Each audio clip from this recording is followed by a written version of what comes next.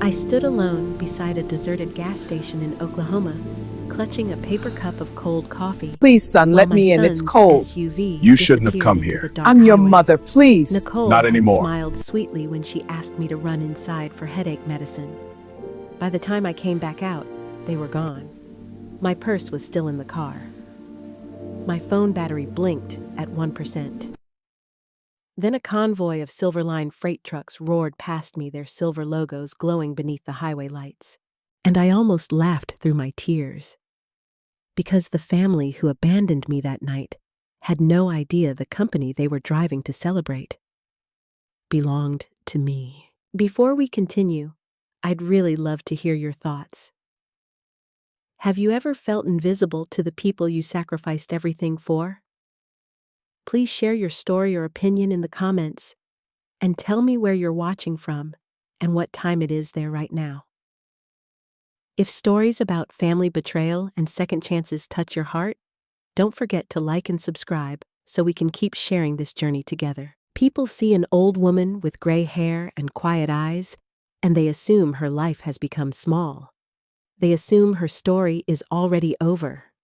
What they never see are the decades hidden behind those wrinkles. The sleepless nights, the sacrifices, the dreams buried so deeply beneath motherhood that eventually even the woman herself forgets they ever existed. My name is Harper Rodriguez, and for most of my life, I was proud of being invisible. I met my husband Michael when I was 22 years old in San Antonio, Texas. Back then, he drove a battered 18-wheeler for a shipping company that barely paid enough to cover rent.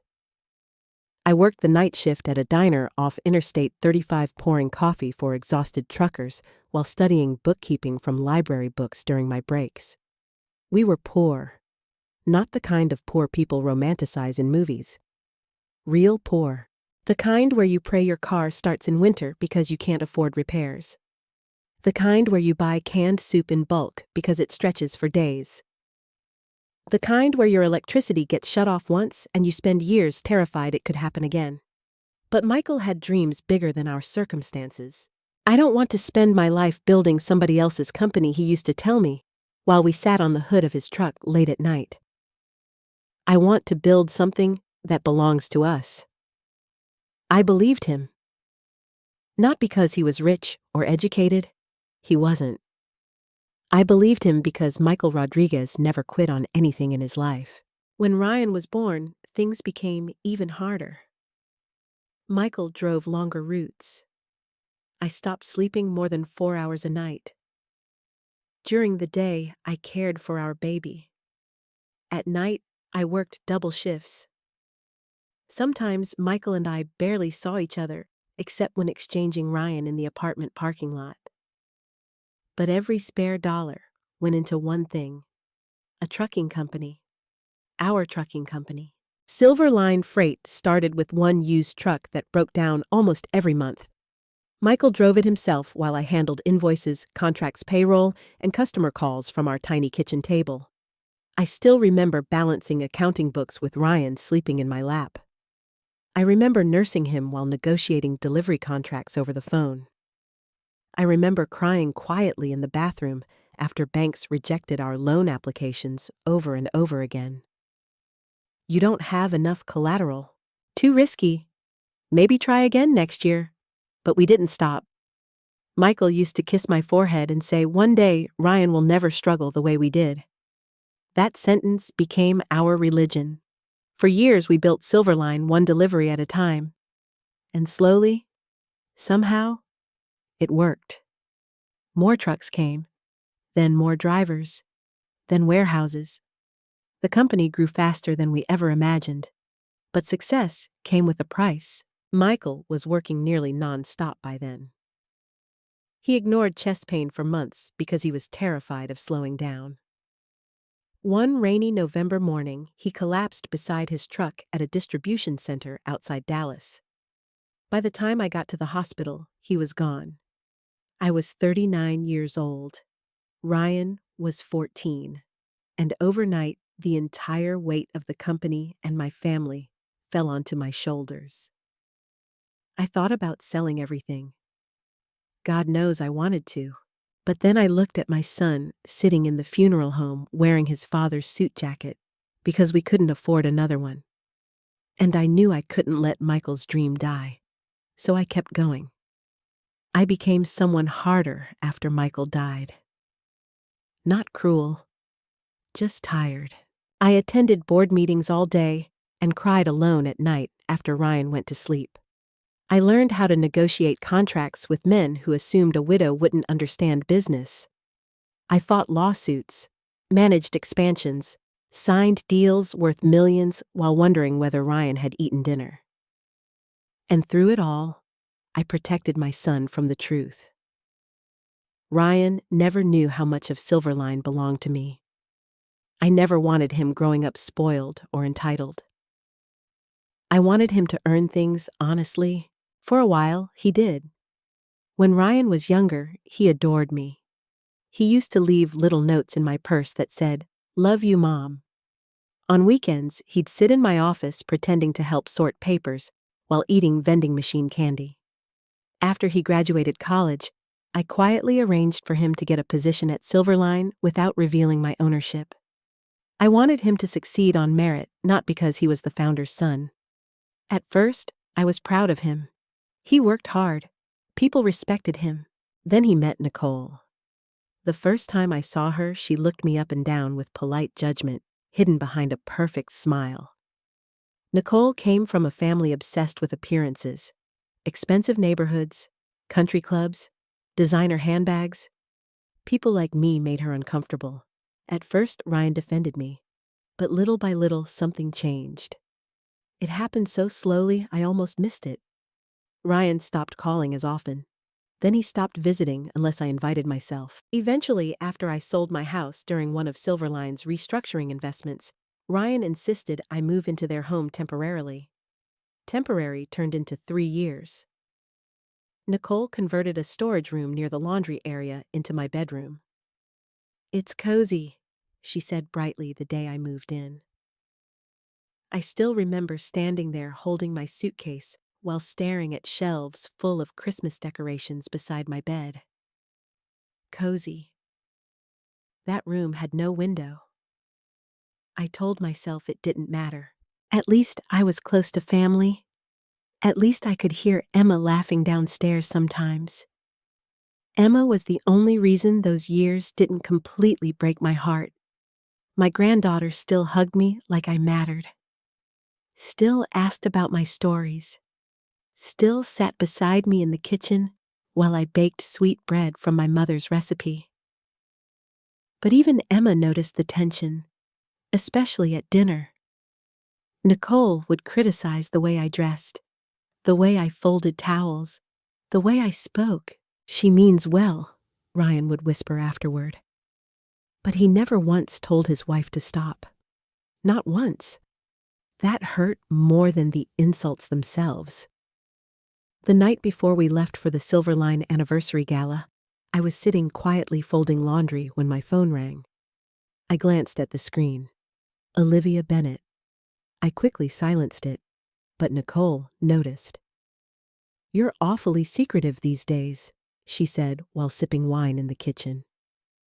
"Who keeps calling you?" "No one important," I answered softly. Ryan barely looked up from his laptop. "You ready for tomorrow?" he asked me casually. This gala could change everything for my career. I smiled faintly. "Oh, I think tomorrow will change many things, Ryan." He didn't even notice the sadness in my voice. The morning of the Silverline anniversary gala began with tension so thick I could feel it before I even opened my bedroom door. I had been awake since 5:30, long before anyone else in the house. Old habits die hard. Years of managing trucks, driver schedules, and emergencies trained my body to wake before sunrise. I sat quietly on the edge of my small bed in the converted storage room, smoothing the wrinkles from my navy blue dress. It was simple, modest, a little old-fashioned perhaps, but it had once belonged to my mother, and somehow wearing it made me feel less alone. When I finally stepped into the kitchen, Nicole glanced up from her espresso machine and froze. Oh, she said slowly, her eyes scanning me from head to toe. You're wearing that? I forced a small smile. It's my nicest dress. Nicole exchanged a look with Ryan, who sat at the counter scrolling through emails on his phone. The gala is at the Grand Crescent Hotel, Nicole said carefully, as if speaking to a child. There are going to be executives there. Investors? Media people? I nodded gently. I understand. Nicole set her coffee cup down a little too hard. I just think maybe we should have bought you something more modern. Ryan sighed without looking up. Mom looks fine, Nicole. The words should have comforted me. Instead, they sounded exhausted, like he was already embarrassed before we had even left the house. Nicole walked closer and adjusted the collar of my dress with sharp little movements. At least let me fix this, she muttered. You can't go looking like you wandered out of a church basement. I stood still while she tugged at the fabric. Humiliation becomes strangely quiet when you've lived with it long enough. Emma entered the kitchen a moment later, backpack slung over one shoulder, even though it was Saturday. Her face lit up when she saw me. Grandma, you look beautiful. Nicole rolled her eyes immediately. She's being sweet, she said to Ryan. That dress is older than I am. Emma frowned. So what? Emma Ryan warned softly. But Emma crossed her arms. At least Grandma doesn't care about showing off all the time. Nicole's expression tightened instantly. Watch your tone. The room fell silent.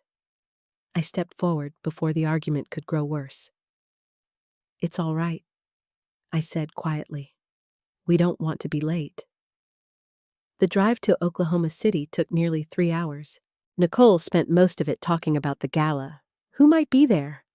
Which executives mattered? Which wives dressed elegantly? Which people Ryan needed to impress? You know Charles Whitmore is expected to announce a major leadership expansion tonight, she said excitedly from the passenger seat. This could finally be Ryan's moment. Ryan gripped the steering wheel tighter, trying to hide his anticipation. I'm not assuming anything he said, but I could hear hope buried underneath his voice. Silverline Freight had grown enormously over the years. Regional hubs, international contracts, thousands of employees. Ryan had worked his way into upper management honestly. That part had always made me proud. What broke my heart was how desperately he needed validation now. Not from himself, from people like Nicole. As the highway stretched endlessly ahead of us, I found myself recognizing familiar routes. Distribution roads, old shipping corridors. Areas where Michael and I used to stop for gas during overnight hauls decades ago. Every mile carried memories. There's a new Silverline warehouse near Tulsa now, Ryan said casually. Huge facility, fully automated. I know, I answered softly. He glanced at me briefly in the rear-view mirror. You do? I nodded. They expanded there 2 years ago after acquiring Red Hawk Logistics. Ryan blinked in surprise. That wasn't exactly public information. Nicole laughed lightly. Oh, please. Harper watches business documentaries all day. She probably saw something online.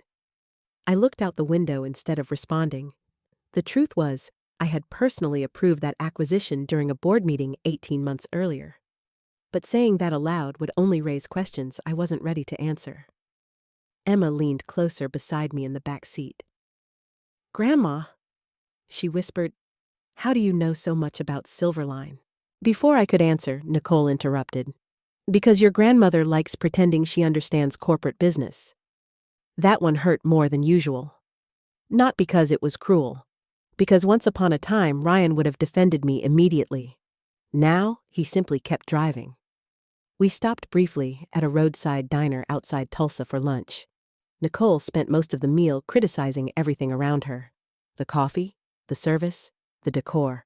Meanwhile, Emma quietly shared fries with me under the table, because Nicole complained I was ordering too much fried food at my age.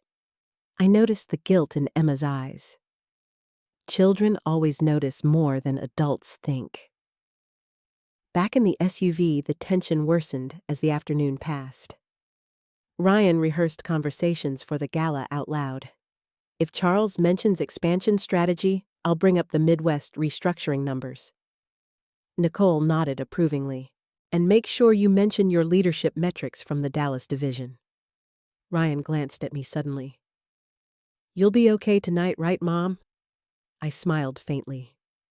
What do you mean? You know, he hesitated awkwardly. This is a very formal event. Nicole jumped in immediately. He means don't wander off telling random stories to executives. Emma groaned loudly. Mom, Nicole ignored her. I'm serious. These events matter. Ryan's future matters. I turned slowly toward the window again before answering. My entire life has been about Ryan's future. The car became quiet after that. A few miles later, we passed one of the oldest Silver Line trucking yards in the state. I stared at it as we drove by. The faded blue gates, the loading docks, the old brick office building. Michael and I had stood there together on opening day 23 years ago, holding cheap paper cups of champagne because we couldn't afford real glasses. My chest tightened painfully at the memory. Funny thing about success, I said softly, almost to myself. Ryan frowned. What I looked at him carefully through the mirror. Sometimes people climb so high they forget who held the ladder steady. Nicole exhaled dramatically. Oh God, not one of your life lessons again? Ryan rubbed his forehead tiredly. Mom, can we please just enjoy one evening without making everything emotional? That sentence stayed with me the rest of the drive. Without making everything emotional. As though motherhood itself wasn't emotional. As though sacrifice wasn't emotional. As though spending your entire life building something for your child only to become an inconvenience somehow wasn't emotional.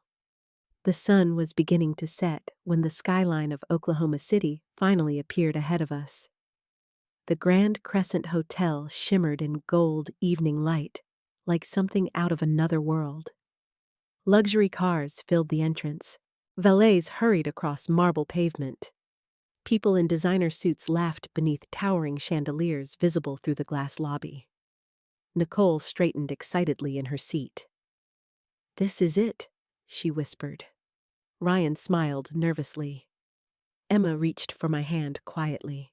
But as I stared at the massive Silver Line freight banner hanging across the hotel entrance, a strange feeling settled deep in my chest. Not fear, not anger. Something heavier. The painful understanding that before this night ended, my family would finally learn who I really was, and nothing between us would ever be the same again. By the time we crossed into western Oklahoma, the excitement inside the SUV had completely shifted. Nicole was fixing her makeup using the passenger mirror for the third time in 20 minutes. Ryan kept checking his phone for work emails, barely paying attention to the road anymore. Even Emma had grown quiet, earbuds dangling loosely around her neck while she stared out the window. And me. I sat in the back seat, watching the sky darken above the highway, feeling a heaviness in my chest I couldn't explain. Maybe part of me already knew what was coming. The GPS announced a rest stop ahead. We should stop, Nicole said immediately. I need to fix my hair before we get there. Ryan nodded tiredly. Fine. 10 minutes. The gas station appeared almost abandoned when we pulled in. It sat alone beside a stretch of empty highway surrounded by flat land and dying grass. Half the overhead lights flickered weakly against the evening sky. A lonely little place people stopped at, only because they had no better option. Ryan parked near the side of the building. Nicole turned toward me with an exaggerated sigh. Harper, can you run inside and grab me some aspirin? My head is killing me. Of course, I answered automatically. Years of motherhood train you to respond before thinking. Nicole handed me a $20 bill without meeting my eyes. And maybe get Emma a water too. Emma immediately spoke up. I can go with Grandma. No, Nicole snapped too quickly. Stay here. I noticed the look that passed silently between Nicole and Ryan. Brief, cold, almost rehearsed. Something inside me tightened, but I ignored it. I stepped out of the SUV, slowly smoothing my dress against the wind. The evening air had grown colder, carrying the smell of gasoline and rain somewhere far away.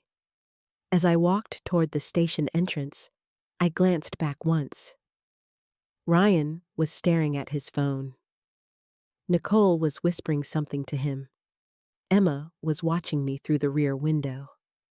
The expression on her face unsettled me. Worry. Inside the station was nearly empty, except for a young cashier stocking shelves near the coffee machines. Country music played softly through old ceiling speakers. I grabbed aspirin, water, and out of habit, a small pack of peanut butter crackers for Emma. When you spend decades loving someone, you never really stop taking care of them, even when they stop taking care of you. At the counter, the cashier smiled politely. That all for you tonight, ma'am?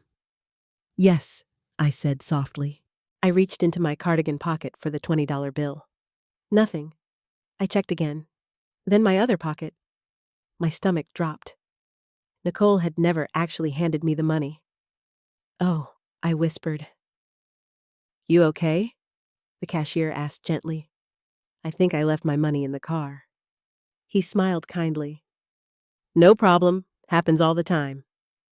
Embarrassment flooded through me anyway. I'll just go get it. I stepped back outside and froze. The parking space was empty. For one strange second, my brain refused to process what I was seeing. I looked left, right, toward the gas pumps. Nothing. The SUV was gone. A cold wave spread through my entire body. No, no, no, no. I hurried forward toward the edge of the parking lot, scanning the dark highway desperately. Then I saw it. Far ahead in the distance, the faint red glow of taillights disappearing into the night. My son had left me.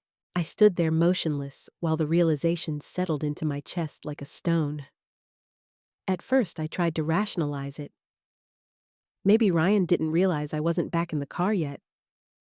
Maybe Nicole distracted him. Maybe they would turn around in a minute. 5 minutes passed, then 10. No headlights returned. My hands began shaking. I reached instinctively for my purse to call Ryan, but my purse was still inside the SUV, along with my medication, my identification, everything. All I had was my nearly dead phone tucked inside my cardigan pocket. 1% battery. My fingers trembled as I dialed Ryan's number. Straight to voicemail. I called again. Voicemail? Again. Nothing. Then finally a text message appeared. We'll send someone later. Stay there. That was it. No apology. No explanation. Just stay there. Like I was luggage accidentally forgotten at an airport. I stared at the message until the screen blurred from tears. The station door creaked open behind me. You all right, ma'am? The young cashier stepped outside carrying a steaming paper cup. Up close, he looked maybe 23 or 24 years old. Thin build, kind eyes, exhausted face. The kind of face you trust immediately. My family? I stopped speaking because suddenly I couldn't breathe properly. They left. His expression changed instantly. What? They drove away. He looked toward the empty highway in disbelief. You mean by accident? I opened my mouth to answer. But no words came out, because deep down, I already knew the truth. No, this wasn't an accident. The young man handed me the coffee carefully. Here, he said softly. You look freezing. Thank you. My name's Tyler, he added. You got anybody I can call for you? I stared down at the coffee cup, warming my hands. For a moment, I almost lied, almost pretended this was all some misunderstanding. But exhaustion finally broke through the last fragile piece of pride inside me. "My son left me here," I whispered. Tyler looked horrified. "Jesus, he's probably just busy," I added automatically, still trying to protect Ryan even now. Tyler didn't answer, because even strangers could recognize cruelty when they saw it. A gust of wind swept across the parking lot, and I suddenly realized how cold I truly was. Tyler glanced at my shaking hands. "Come inside," he said gently. "You shouldn't sit out here alone." Inside the station, he led me toward a small booth near the coffee machines. "You sure there's nobody else you can call?" I hesitated, then slowly reached for my phone again. The screen dimmed warningly. One call left, maybe. Only one person came to mind. Not because she was powerful, because she was loyal. I looked up at Tyler. "May I borrow your phone?" "Of course." He handed it over immediately. "Who do you need?" My fingers paused above the keypad for half a second before dialing a number I knew by heart. The line rang only once. Then a calm female voice answered. "Olivia Bennett speaking." I closed my eyes briefly. "It's Harper." The silence on the other end changed instantly. Harper Olivia's voice sharpened with concern. "What happened?" I swallowed hard. For the first time all night, the pain finally cracked through my composure. "They left me behind." A stunned silence followed. Then Olivia spoke again, her voice suddenly ice cold. "Tell me where you are." Olivia Bennett had worked beside me for nearly 20 years. In all that time, I had only heard panic in her voice twice. The first time was the day Michael died. The second was now. "Tell me where you are," she repeated sharper this time. I looked around the small gas station, nervously, suddenly aware of how surreal the entire situation felt. "Off Interstate 40, I said quietly. "Near Elk City, I think." "What happened?" I glanced toward Tyler, who stood nearby, pretending not to listen while wiping down the coffee counter. I lowered my voice anyway. "Ryan and Nicole left me here." Silence. Then a slow inhale. "You mean accidentally?" I closed my eyes. "No." Olivia's tone changed immediately. The warmth vanished, replaced by the controlled calm she used during corporate crises. "Are you safe?" "Yes." "Are you hurt?" "No." "Good. Stay exactly where you are. I'm sending a car immediately." "That's not necessary." "It absolutely is necessary." Her voice softened slightly. "Harper, the board is already asking questions. Charles has delayed the opening remarks twice, waiting for you." I rubbed my forehead tiredly. I never should have agreed to come tonight. "Yes, you should have," Olivia replied firmly. "This company exists because of you." My throat tightened painfully. Not because of the company, because those words were something I hadn't heard from family in a very long time. "You don't need to involve the police," I said after a moment. Tyler glanced toward me again at that sentence. Olivia sounded stunned. "They abandoned a 67-year-old woman at a roadside gas station.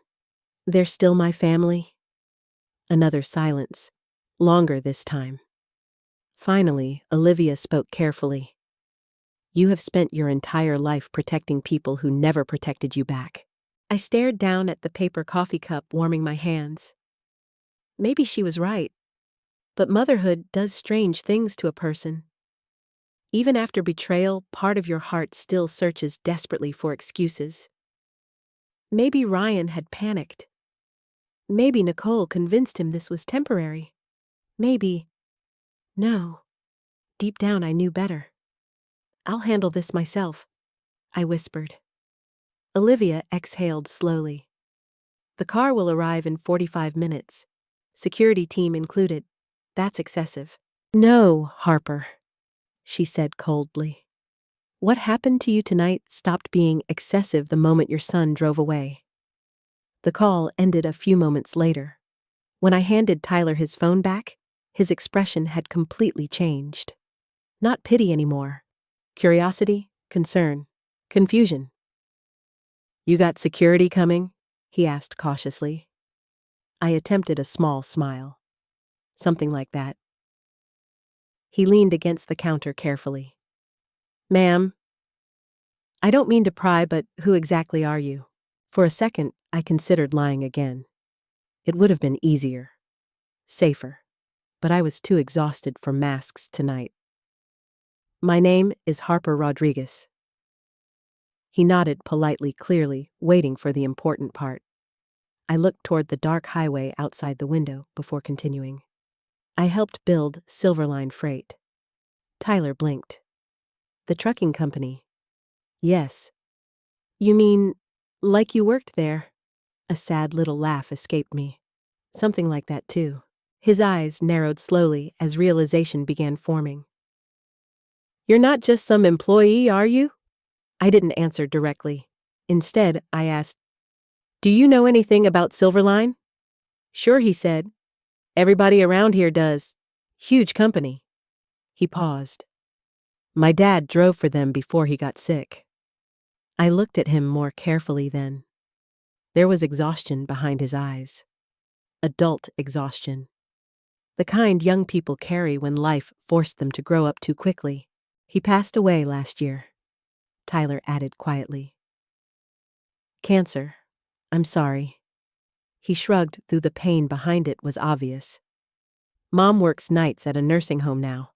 I picked up shifts here to help out." Something twisted painfully inside me. Because Tyler reminded me of Ryan before ambition and pride hardened him. Kind, respectful, still human. Tyler suddenly frowned. "Wait." His eyes widened slightly. "The gala tonight. They've been advertising some big founder celebration thing all week." I stayed silent. His mouth opened slowly. "Oh my God." I gave him a tired smile. "Please don't make a scene out of it. You own the company?" The words sounded ridiculous even to him. I looked down at my hands. Hands worn softer with age now, but once cracked and bleeding from unloading freight beside Michael in freezing winters. Most of it, I admitted quietly. Tyler stared at me like he couldn't decide whether to apologize or panic. "And your family left you here?" I nodded once. "That's insane." I smiled faintly again, though it hurt. "Money doesn't protect people from loneliness, Tyler." For a while, neither of us spoke. Country music continued humming softly through the old speakers, while trucks rumbled along the distant highway outside. Finally, Tyler sat across from me. "So what happens now?" Good question. What did happen now? For years, I had carefully separated my family from my business life. Ryan never knew the extent of my ownership because I wanted him to earn success honestly. No special treatment, no inherited power. I wanted him to become a good man before becoming a powerful one. Somewhere along the way, I failed at the first part. "He thinks tonight is going to change his career?" I said softly. Tyler hesitated. "You still care about protecting him, don't you?" The answer came instantly. "Yes, and that was the tragedy of motherhood. Your heart keeps loving long after your pride should walk away." My phone suddenly buzzed weakly in my pocket before the screen went black completely. Battery dead. A strange calm settled over me after that. Like some final thread had snapped. No more pretending. No more shrinking myself to make other people comfortable.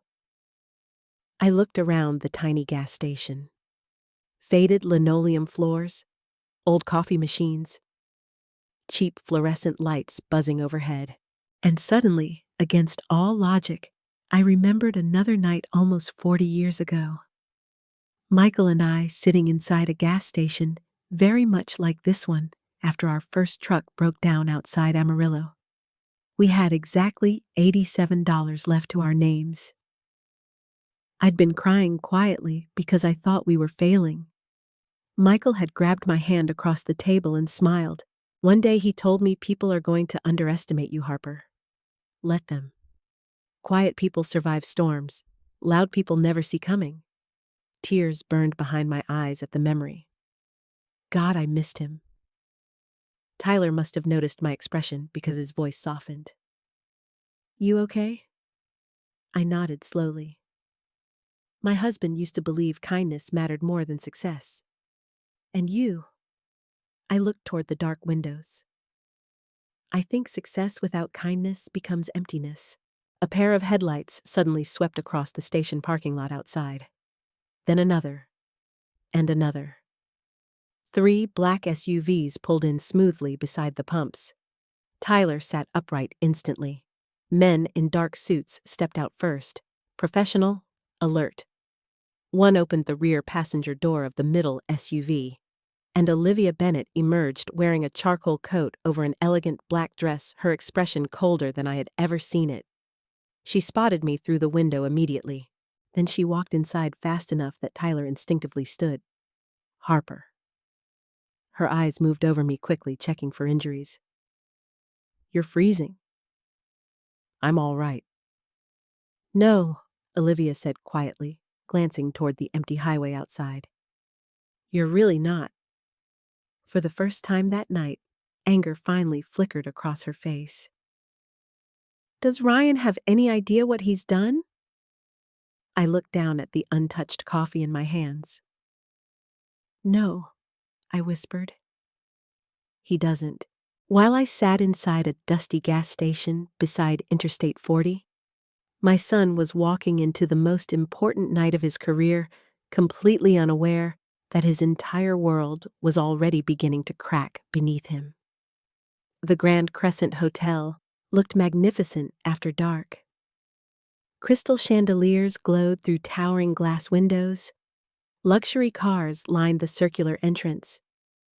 Men in tailored tuxedos and women wrapped in diamonds drifted across the marble lobby, carrying champagne glasses and polished smiles. Silverline freight logos shimmered across giant digital banners suspended from the ballroom ceiling. 25 years. 25 years since Michael and I built the company from one dying truck and a desperate dream. And tonight, my own son had abandoned me on the side of the highway to attend the celebration. Ryan adjusted his tie nervously as he entered the ballroom beside Nicole.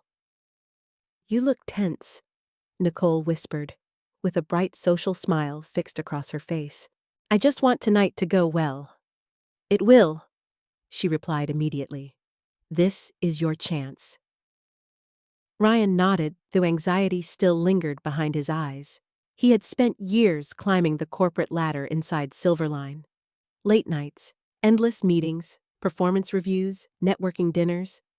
He believed tonight might finally reward all of it. What he didn't realize was that several executives already knew exactly who he really was. Not publicly, but privately, rumors had floated through upper leadership for years. The founder's son. Most assumed I had simply kept my distance out of personal preference. None of them knew how far the emotional distance had truly grown. Nicole spotted a group of executive wives near the ballroom entrance and immediately straightened her posture. There's Melissa Davenport, she whispered. And that's Rebecca Hale from corporate finance? Ryan forced a confident smile. Relax. No, you relax, Nicole muttered sharply beneath her breath. Tonight matters. They moved through the crowd, shaking hands, exchanging rehearsed laughter and polished conversation. Ryan had become good at this world. Too good. He understood stock projections, expansion strategies, leadership metrics. But somewhere along the way, he had forgotten how to recognize basic human kindness. A server passed with champagne flutes. Nicole grabbed 2 immediately. Remember, she whispered, you need to stay visible tonight. Charles Whitmore noticed his confidence. Ryan scanned the ballroom carefully. Charles Whitmore stood near the stage speaking with board members. Even at 62, Charles carried the calm authority of someone accustomed to commanding enormous rooms. He had worked beside me for nearly 2 decades. And unlike many executives, Charles had never forgotten where Silverline came from. His eyes suddenly lifted across the ballroom, straight toward Ryan, then beyond him, searching. Ryan noticed immediately. Charles approached a few moments later. "Ryan," he said warmly, shaking his hand. "Glad you made it. Wouldn't miss it." Charles nodded politely toward Nicole. "You look lovely tonight." "Thank you," Nicole answered brightly. Then Charles glanced around again. "Where's your mother?" Ryan froze almost imperceptibly. Nicole answered before he could. "Oh, Harper wasn't feeling well. The drive tired her out." Something unreadable crossed Charles's face. "I see." Ryan forced a casual shrug. She decided to rest. Charles studied him for a second too long. "That's unfortunate." Then he walked away. Nicole exhaled quietly. "That was weird." Ryan frowned. "What? Why does Charles Whitmore care whether your mother is here?" Ryan laughed awkwardly. "He's probably just being polite." But even he didn't sound convinced. Across the ballroom, massive digital screens displayed Silverline's 25-year history in rotating images. Warehouses, truck fleets, ribbon-cutting ceremonies, expansion maps. Ryan barely glanced at them at first. He had seen company presentations 100 times before. But then one particular photograph flashed briefly across the screen. A younger woman standing beside an old silver truck. Dark hair blowing in the wind, holding paperwork against her chest while smiling beside a tall Hispanic man wearing a work jacket. Ryan's eyes narrowed. Something about the woman looked strangely familiar. "Wait," he muttered. Nicole followed his gaze. "What that picture?" Before he could finish, the slideshow changed again. Different images replaced it. Corporate milestones, distribution centers, board meetings. Ryan shook the thought away. Probably coincidence. Meanwhile, Nicole was already steering him toward another executive couple. "Come on," she whispered urgently. "The Dallas Regional VP is over there." As they crossed the ballroom, Ryan noticed several senior executives whispering quietly among themselves. The atmosphere felt strange, anticipatory, like everyone was waiting for something important. Near the back of the room, he overheard part of a conversation between 2 board members. "Has she arrived yet?" "Not yet. We can't start without her." Ryan frowned slightly. Without who, Nicole interrupted his thoughts immediately. "You need to stop looking distracted." "I'm not distracted." "Yes, you are." Ryan rubbed the back of his neck. "It's just..." Charles asking about Mom felt odd. Nicole scoffed softly. "Please. Your mother probably cornered him once at some holiday party years ago and talked his ear off." Ryan didn't answer. Deep down, discomfort was slowly growing inside him. Not guilt exactly, at least not yet. More like unease. Because although Ryan had convinced himself leaving me behind was temporary, a quieter voice deep inside him knew the truth. They could have waited. They could have turned around. They chose not to. Emma had barely spoken since arriving. Now she stood near the ballroom wall, staring down at her phone anxiously. Ryan approached her. "You okay? Did you call Grandma Ryan?" Hesitated.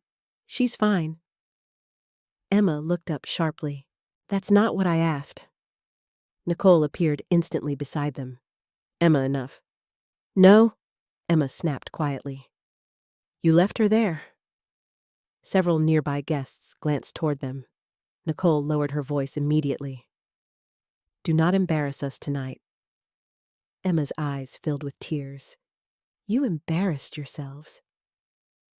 Then she walked away toward the restroom before either parent could stop her. Ryan stood frozen. Nicole sighed dramatically. She's being emotional. Ryan stared toward the ballroom entrance. She's 14. Nicole grabbed his arm. Listen to me carefully. Tonight cannot become about your mother. The words settled heavily between them, because somewhere deep inside, Ryan suddenly realized something horrifying. Tonight already was about me. Near the stage, Charles Whitmore checked his watch again while speaking quietly to Olivia Bennett over the phone. His expression darkened further with every passing second. Several board members approached him nervously. Charles, should we delay the founder presentation? Charles answered immediately. Yes. For how long? Charles looked toward the ballroom doors. As long as necessary. One executive frowned. Do we have a problem? Charles's jaw tightened subtly. No, he said carefully, but I believe someone else does. Back across the ballroom, Ryan accepted another glass of champagne he barely touched. His nerves were worsening now. The giant screens suddenly shifted again. A new title appeared. The Heart of Silverline. Our Founding Story. The room slowly quieted. Music softened. Lights dimmed. Ryan turned toward the stage as old footage began playing across the massive screens. Black and white photographs. Old trucking routes. A younger Michael Rodriguez standing proudly beside the first Silverline truck. Then another image appeared. A young woman beside him holding accounting ledgers against her chest, smiling despite exhaustion. Ryan's stomach tightened instantly. Because this time, there was no mistaking her face. It was his mother. For a moment, Ryan genuinely thought he was hallucinating. The massive screen above the ballroom displayed another photograph of the young woman beside Michael Rodriguez. His mother, only younger, stronger, alive in a way he had never truly seen before. The audience watched quietly while narration filled the ballroom. Silverline Freight began with only one truck, 2 determined founders, and a dream built on sacrifice. Ryan's chest tightened. Nicole leaned closer immediately. That can't be your mother. But even she sounded uncertain now. Another image appeared. Harper standing beside warehouse workers holding blueprints. Another. Harper sitting at a folding table surrounded by invoices and maps. Another. Harper and Michael smiling together in front of the very first Silverline office. Ryan stared upward, frozen. Memories suddenly began colliding violently inside his mind. His mother leaving early every morning. Phone calls behind closed doors. Executives greeting her warmly at company events. The way Charles Whitmore always treated her with unusual respect. The way older employees sometimes stared at her with recognition. Oh, God. No, Ryan whispered under his breath. Nicole grabbed his arm hard enough to hurt. Say something. But he couldn't, because something deep inside him had already started understanding the truth. Meanwhile, 40 miles away on the highway, I sat silently in the back seat of a black SUV while city lights flickered against the windows. Olivia sat beside me reviewing documents on a tablet, though her attention kept drifting back toward me every few minutes. You don't have to do this tonight, she said softly. Yes, I do. You could expose Ryan privately. I shook my head slowly. This stopped being private the moment they left me at that gas station. The car fell quiet again. In the front passenger seat, Tyler sat stiffly, clearly still, overwhelmed by everything happening around him.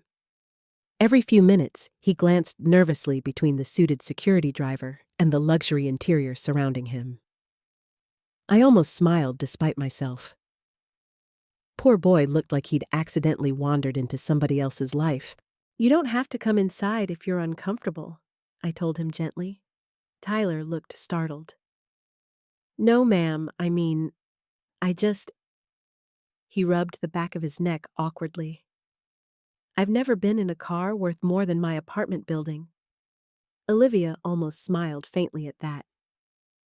You helped Harper when her own family wouldn't, she said calmly. You're exactly where you belong tonight. Tyler went quiet after that. Outside the window, Oklahoma City's skyline grew larger, closer. The closer we got to the hotel, the more memories returned. Not business memories, personal ones. Michael laughing behind the wheel of our first truck. Ryan asleep across the seats during overnight deliveries when we couldn't afford babysitters. Family dinners inside tiny diners, where success still felt simple and love still felt honest. I wondered when exactly everything became so complicated. Maybe success changes people slowly enough that nobody notices until it's too late. Or maybe pain does. Olivia finally lowered her tablet. The board is furious. I'm not interested in humiliating my son. With respect, Harper, she replied carefully. Your son already humiliated himself. I looked down at my hands. I still remember teaching him how to tie his shoes. That was the problem. No matter what Ryan had become, part of me still saw the little boy who used to crawl into bed beside me after thunderstorms. Love doesn't disappear simply because disappointment arrives. Sometimes they live painfully side by side.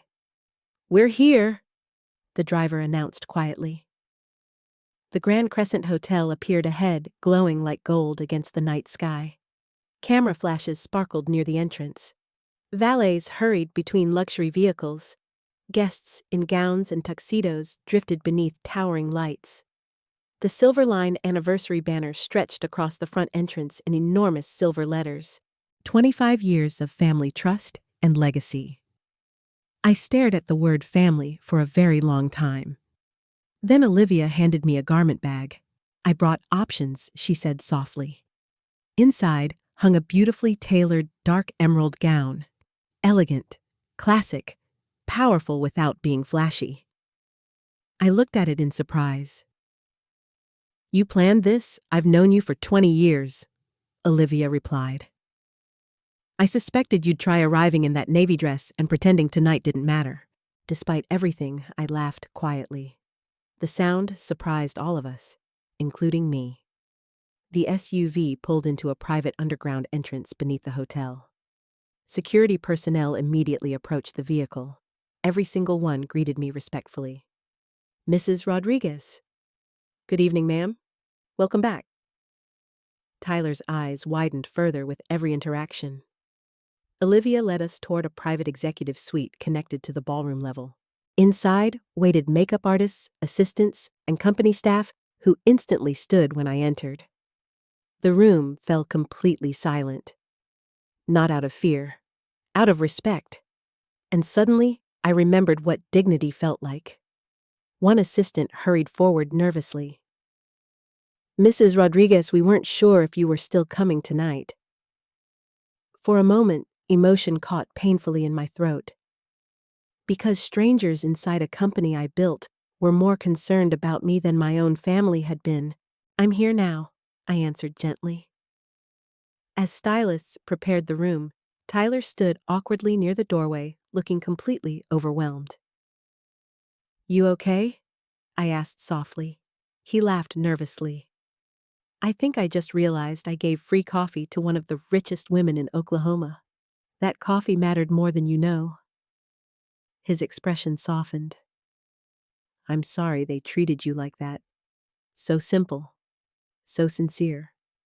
No manipulation, no performance, just basic human kindness. And somehow that hurt almost more than the cruelty, because kindness should never feel rare. While makeup artists worked quietly around me, Olivia briefed me on the ballroom situation. The founder presentation already started. I nodded, and Ryan Olivia hesitated carefully. He knows now. A strange ache spread through my chest. Not satisfaction, not revenge, just sadness. Because no mother dreams of watching her child realize he's failed her so completely. What about Emma? She's been asking where you are. Of course she had, sweet girl. I closed my eyes briefly. then stood slowly as the stylist zipped the emerald gown into place. When I looked into the mirror afterward, I barely recognized the woman staring back. Not because of the dress. Because for the first time in years, I looked like myself again. Not somebody shrinking herself to survive inside someone else's home. Not a burden. Not an embarrassment. Harper Rodriguez. Founder. Mother. Widow. Survivor. Olivia stepped beside me quietly. "They're ready for you." Downstairs, the ballroom presentation had just ended. Guests murmured excitedly, while Charles Whitmore stepped onto the stage holding a microphone. Ryan sat frozen near the front tables, his face pale beneath the ballroom lights. Nicole kept whispering frantically beside him. This has to be some misunderstanding. But even she no longer believed that. Charles adjusted the microphone slowly. "Tonight," he began, "we celebrate the people who built Silverline Freight through sacrifice, loyalty, and extraordinary courage." The ballroom quieted completely. Charles smiled faintly toward the entrance doors. "And now, it is my greatest honor to welcome the woman whose vision made all of this possible." Every head in the ballroom turned. The doors opened slowly, and I walked in. The ballroom fell into complete silence as I stepped through the doors. Hundreds of eyes turned toward me at once. For years, I had avoided attention whenever possible. I stayed away from public interviews, declined magazine features, let executives and spokespeople represent Silverline while I quietly remained behind the curtain. Tonight, there was nowhere left to hide. My heels echoed softly against the marble floor as I walked beside Olivia through the center aisle. I could feel the shock spreading through the room in waves. Board members stood first, then executives, then employees. Within seconds, the entire ballroom had risen to its feet. Applause thundered around me. But all I could see was my son. Ryan sat frozen beside Nicole, staring at me like he no longer recognized his own mother. And perhaps he didn't. Not really. Not anymore. Nicole's face had gone completely pale. The confidence she wore all evening had vanished, replaced by something rawer. Fear. Emma, however, looked different. Tears filled her eyes the moment she saw me. Not from shock, from relief. As if she'd been terrified something terrible had happened to me. That alone nearly broke my heart. Charles Whitmore stepped down from the stage the moment I approached. Without hesitation, he wrapped both hands gently around mine. "Welcome home, Harper." Home. Such a simple word. Yet hearing it nearly shattered the fragile composure I'd spent all evening holding together. "Thank you, Charles." He turned toward the audience, smiling warmly.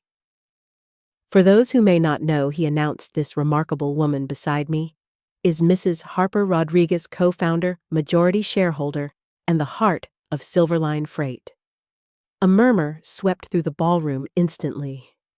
Executives who already knew applauded proudly. Others stared openly in disbelief. Several younger employees immediately pulled out phones, whispering to one another. Ryan looked physically ill now. Nicole slowly turned toward him.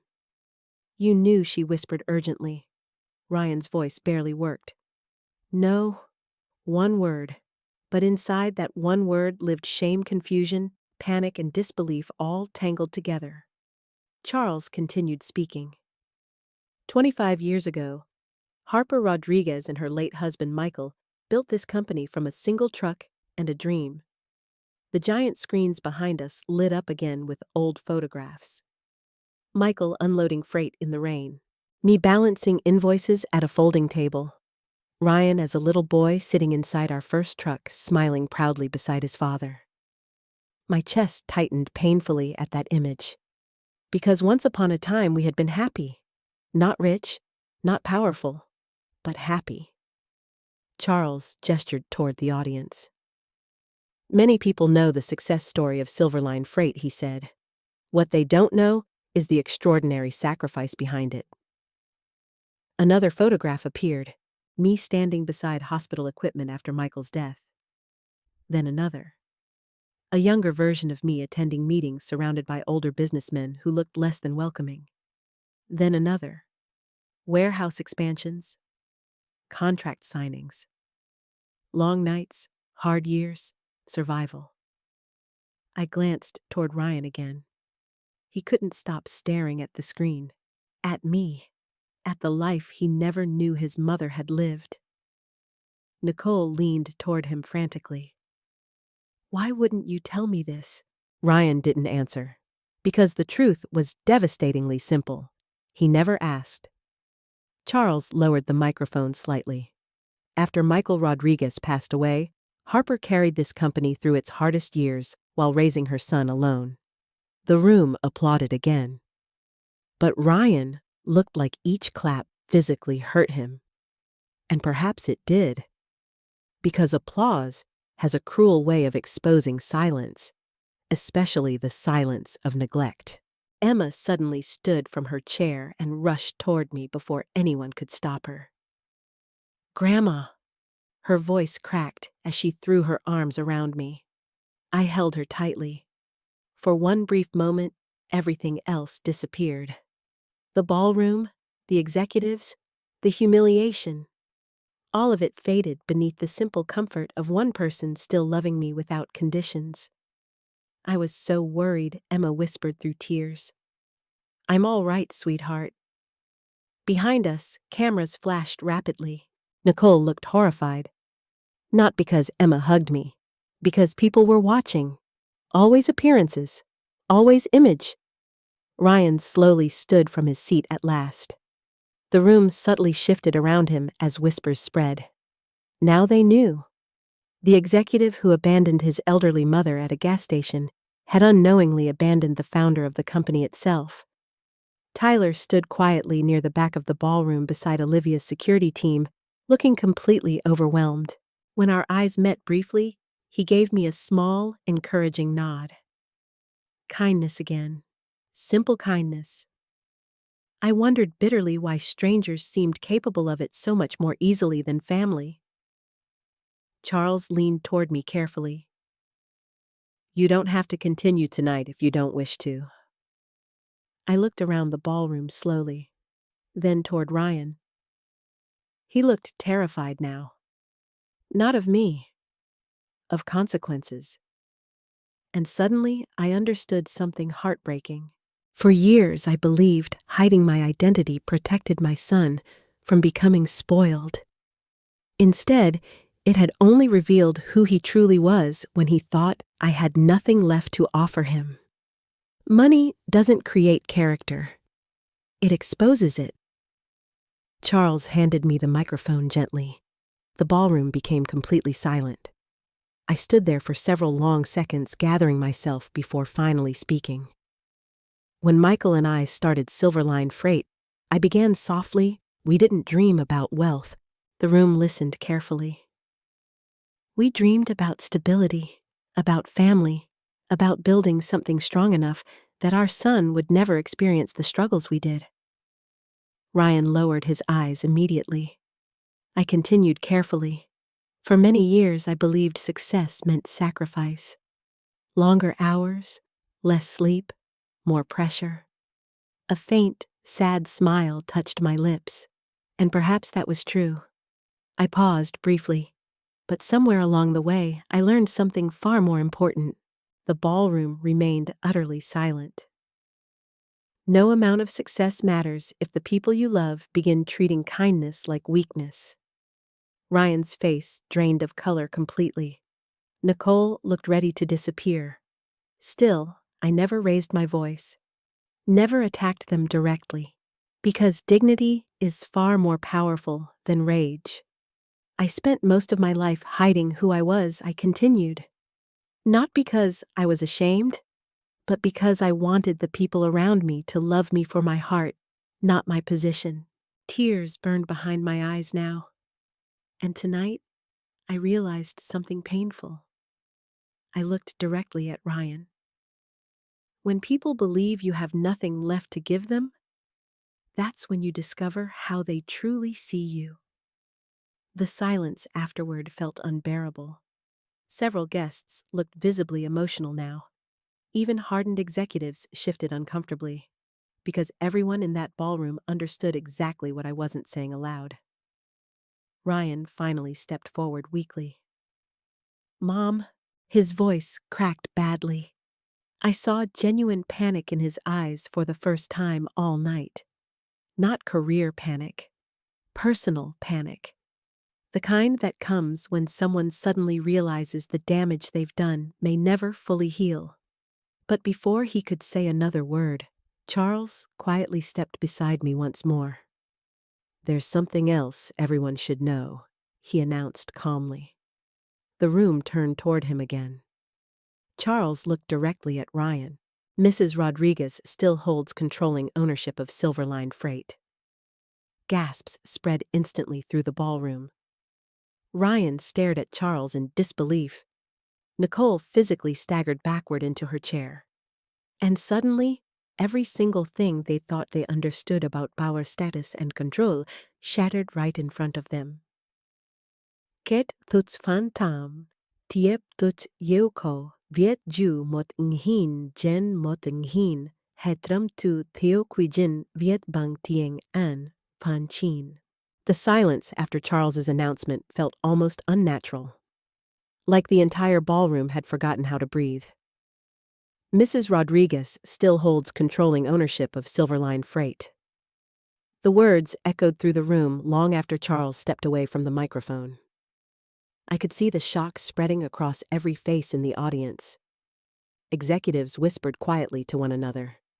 Investors exchanged stunned looks.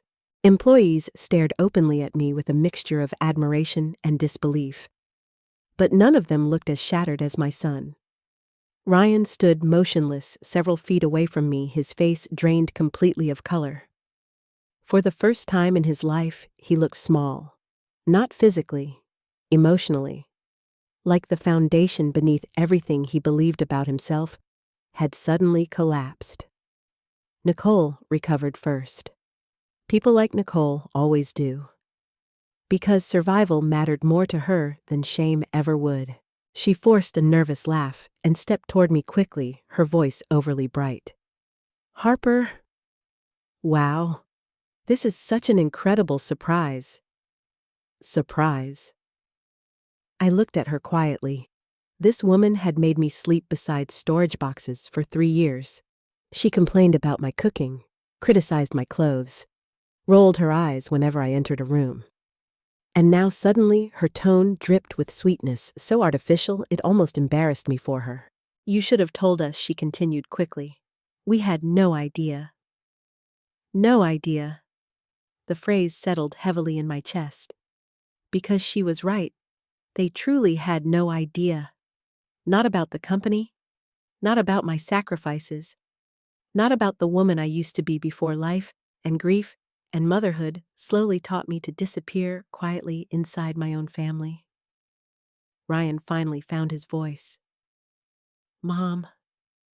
His eyes filled with something I had waited years to see. Regret. Real regret. But regret arriving too late has a tragic kind of emptiness to it. I turned toward him slowly. "Yes," he swallowed hard. I don't understand." A sad smile touched my lips. "That's the problem, Ryan." The ballroom remained completely silent around us. Nobody dared interrupt. Even the servers had stopped moving. Ryan shook his head weakly. "Why wouldn't you tell me?" I stared at him for several seconds before answering. "Because I wanted a son who respected people before he respected power." That hit him harder than shouting ever could have. Nicole immediately stepped in again. "This is all just a misunderstanding," she said quickly. "We never meant to leave you there." Emma, who still stood beside me, suddenly spoke up. "Yes, you did." Nicole froze. "Emma." No, Emma interrupted, tears burning in her eyes now. You told Dad to keep driving. The room shifted instantly. Whispers spread louder this time. Nicole's face tightened. That's not what happened. Emma looked directly at her mother. You said Grandma was ruining the night. Nicole opened her mouth. Nothing came out. Because sometimes children tell the truth more cleanly than adults ever can. Ryan looked horrified now. Emma, you left her alone? Emma whispered. What if something happened to her? That question pierced deeper than anyone realized. Because something had happened to me. Not physically, emotionally. Something inside me had finally broken at that gas station. Tyler stood quietly near the back wall, watching everything unfold. I could see discomfort written across his face. Poor boy looked like he wanted to disappear entirely. But before the moment could spiral further, Charles gently motioned toward the stage again. Harper, he said softly. Perhaps everyone deserves to hear the full story. I hesitated, not because I feared embarrassment, because telling the truth aloud makes pain feel more permanent somehow. Still, I walked slowly toward the stage. The microphone felt strangely heavy in my hands. I looked across the ballroom filled with wealth power and polished appearances.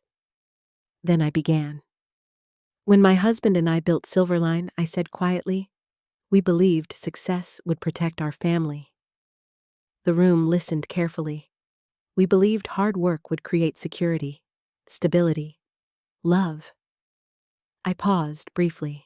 But success can also create distance if people begin measuring human worth by status instead of character. Nicole lowered her eyes immediately. Ryan looked like he wanted the floor to open beneath him. I continued carefully. Tonight, my family stopped at a gas station on the way here. A ripple moved through the audience. I went inside to buy aspirin.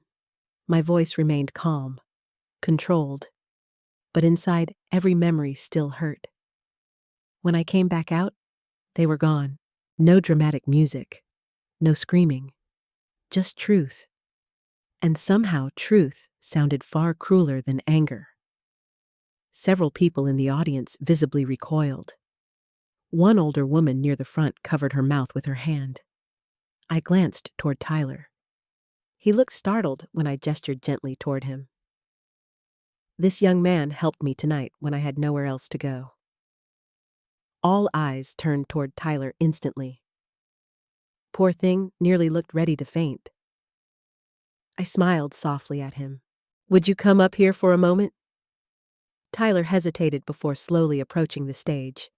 He looked painfully underdressed among tuxedos and evening gowns, but somehow more dignified than many people in the room.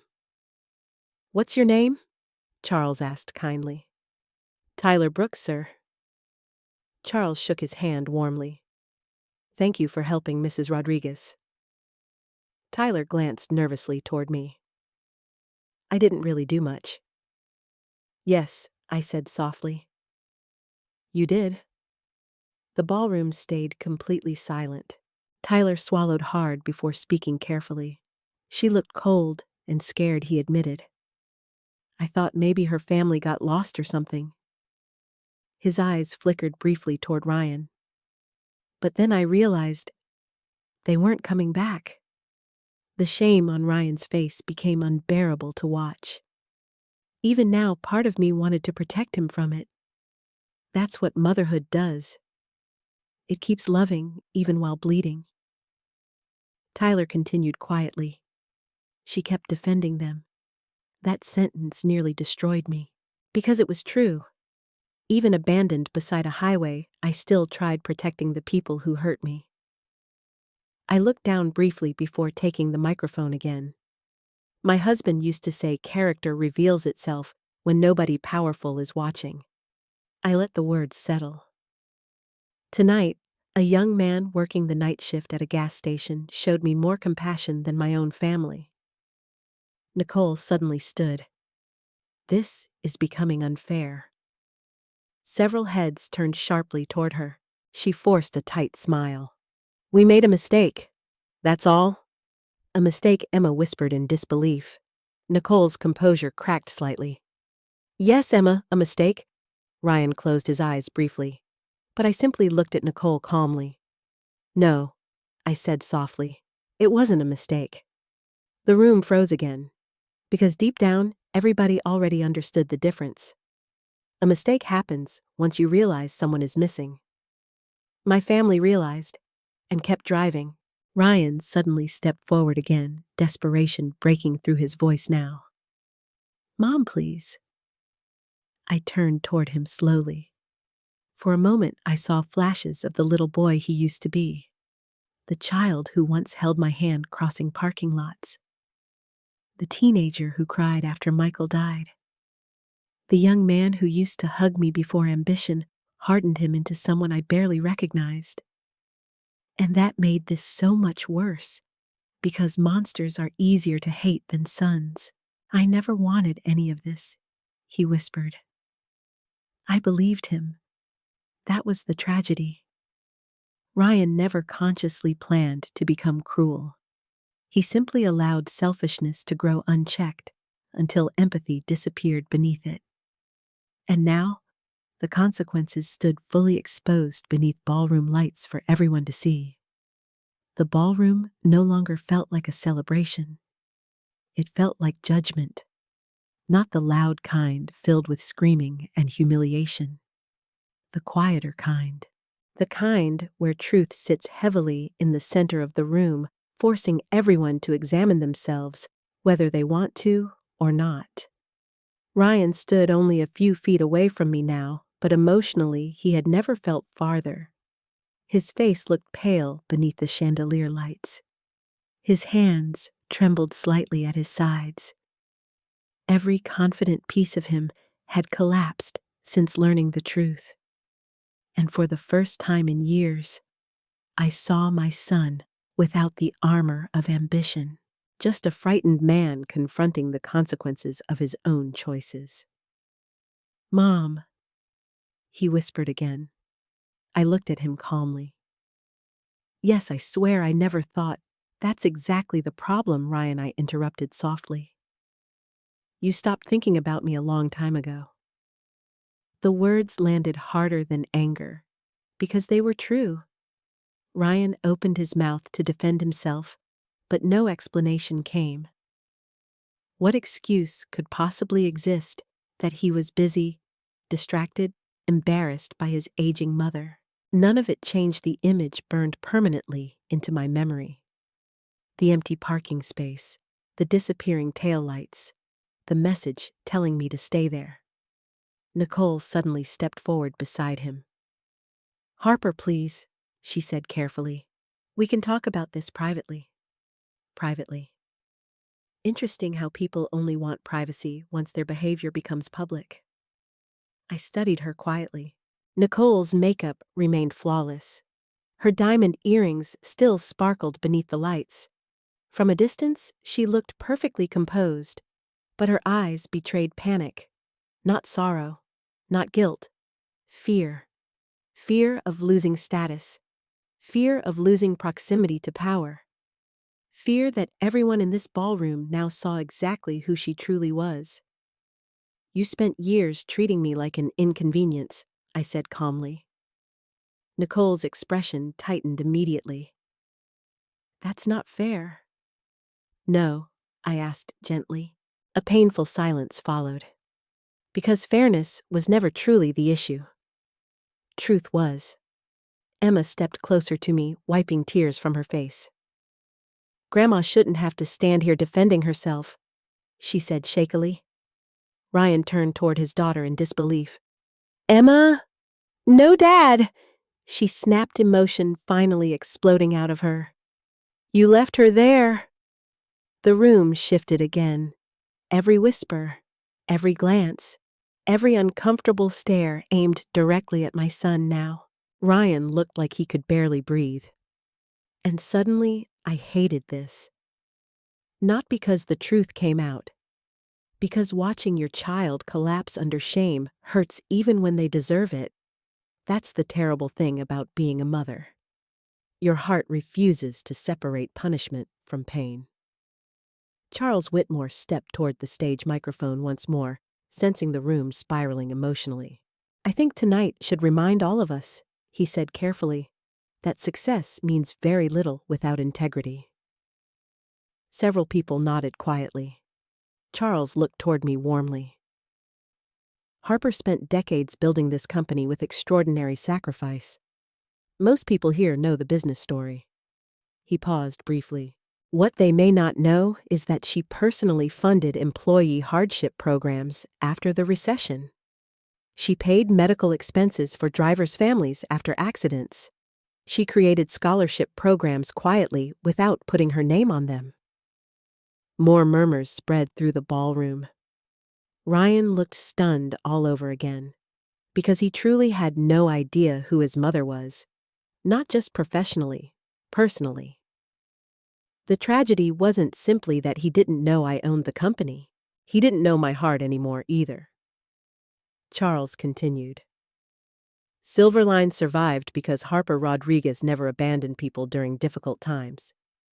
That sentence hit the ballroom with devastating force. Ryan lowered his eyes immediately. Nicole looked away entirely. Tyler stood near the back wall, watching silently, his expression full of quiet sadness. He understood. Everyone understood now. I looked around the ballroom slowly before speaking again.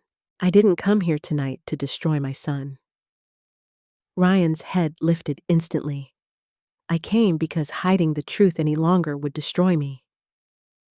Tears burned behind my eyes, but I refused to let them fall. For years I convinced myself that being needed was enough, that if I stayed quiet, stayed small, eventually my family would remember my value. I glanced toward Ryan. But love cannot survive where respect disappears. The silence afterward felt almost sacred. Even the music had stopped completely now. Only my voice filled the ballroom. I gave my son everything I had, I continued quietly. Not because I expected repayment, but because that's what mothers do. Memories flashed painfully through my mind. Ryan's first bicycle. School lunches packed before dawn. Working 18-hour days after Michael died. Selling my wedding jewelry during Silverline's hardest year to make payroll. Every sacrifice suddenly felt unbearably heavy. I would have slept in that little storage room forever, I admitted softly, if I still felt wanted. Nicole's eyes widened slightly at that, because deep down, she knew exactly what room I meant. The tiny converted space beside the laundry machines. The room with no windows. The room she called cozy. Ryan looked horrified. Mom! His voice cracked badly now. Real tears filled his eyes for the first time all night. I didn't know you felt that way. I almost laughed. Not cruelly. Just sadly. How could you not know, I whispered. That question destroyed him more completely than anything else, because the answer was obvious. He stopped paying attention. Not all cruelty begins with hatred. Sometimes it begins with indifference. Emma quietly reached for my hand again, and in that simple gesture, I felt more genuine love than I had received inside that house for years. Charles stepped beside me once more. There's one final matter that should be addressed tonight. The room straightened subtly again. Business, consequences, reality returning. Charles glanced briefly toward the board members seated near the front. Mrs. Rodriguez still maintains final executive authority regarding senior leadership appointments within Silverline Freight. Ryan visibly stiffened. He knew exactly what that meant. The promotion, the executive position. Everything he had worked toward all evening now hung by a thread controlled by the very woman he abandoned. Nicole looked physically sick now. I could almost hear her thoughts racing. The lost prestige, the ruined image, the gossip that would spread through corporate circles by morning. Ryan stepped toward me carefully. "I don't care about the promotion," he said quickly. And for the first time all night, I believed he meant it. Because finally, something worse than professional failure terrified him. Losing me. "I'm so sorry," he whispered. The ballroom remained completely still, waiting for my response. And honestly, part of me wanted to forgive him immediately. That's the dangerous thing about mothers. We remember who our children used to be, even while staring directly at who they became. But forgiveness without accountability isn't love, it's surrender. So I looked at my son carefully before answering. "You abandoned me on the side of a highway, Ryan." His face crumpled completely. "I know." "No," I said softly. "You know now." The difference mattered. Because regret after exposure is easy. Character before exposure is what truly defines a person. Ryan covered his face briefly with one trembling hand. And for the first time since Michael died all those years ago, my son looked like a lost little boy again. Only this time, I couldn't protect him from the consequences waiting ahead. The ballroom slowly began breathing again after my last words. Not normally. Carefully. Like everyone present understood they had just witnessed something deeply personal that no amount of money or corporate polish could hide. Ryan still stood frozen in front of me, his eyes, red shoulders, tense, face hollowed by shame. Nicole had gone completely silent now. For the first time since I met her, she had no clever comment left. No polished excuse. No performance. Just fear sitting plainly behind her expensive makeup. Charles Whitmore stepped closer to the microphone again, but his tone softened considerably this time.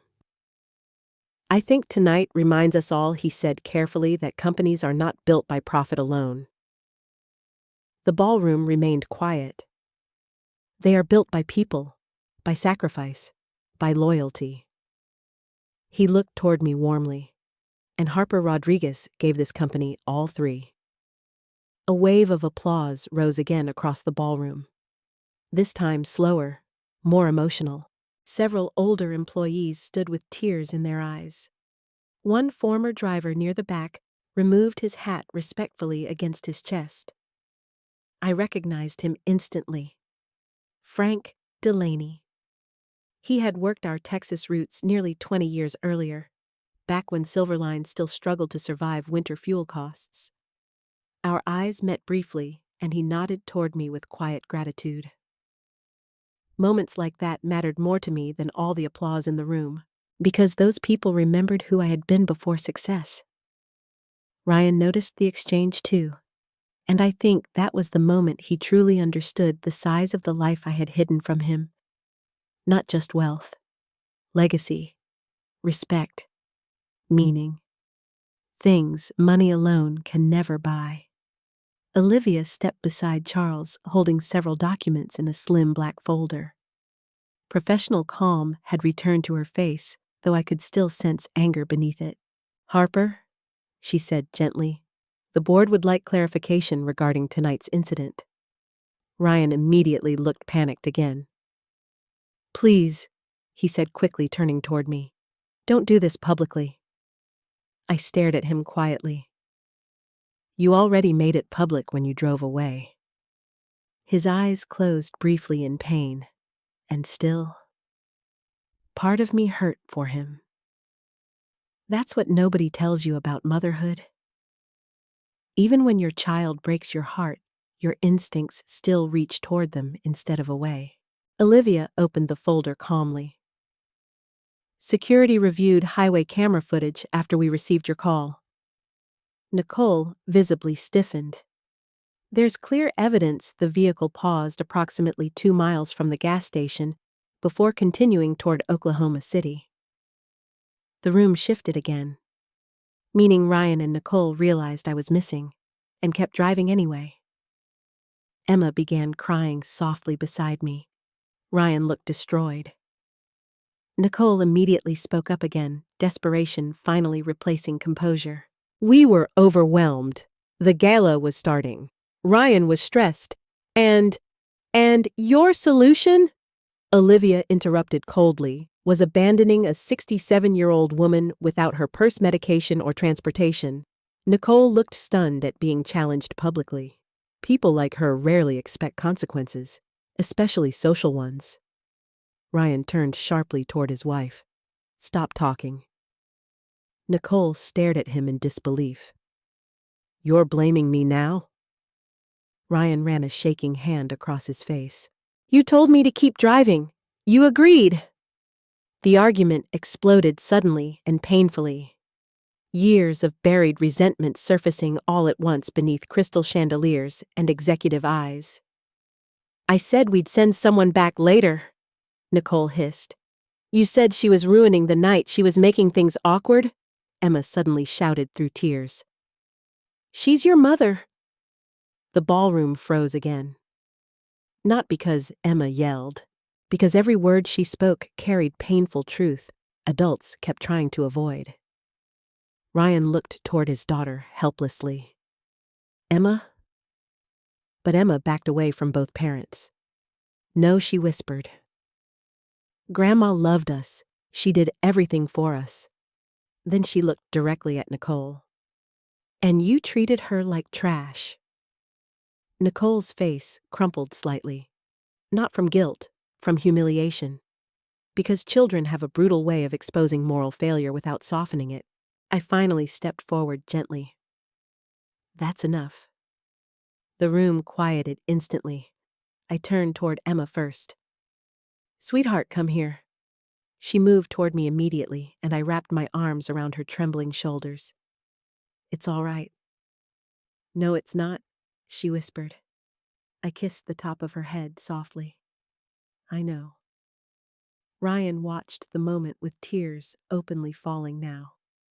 And suddenly, for the first time all evening, I saw genuine self-awareness beginning to form inside him. Not fear of losing his promotion. Not fear of embarrassment.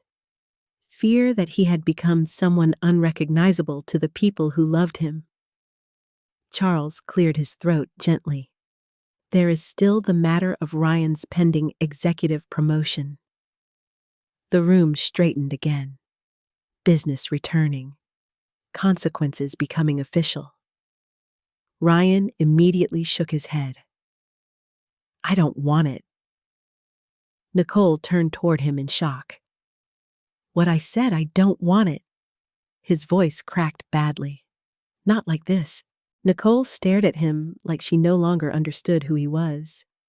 Maybe she didn't. Because sometimes public shame strips ambition away long enough for humanity to finally surface. Charles looked toward me carefully.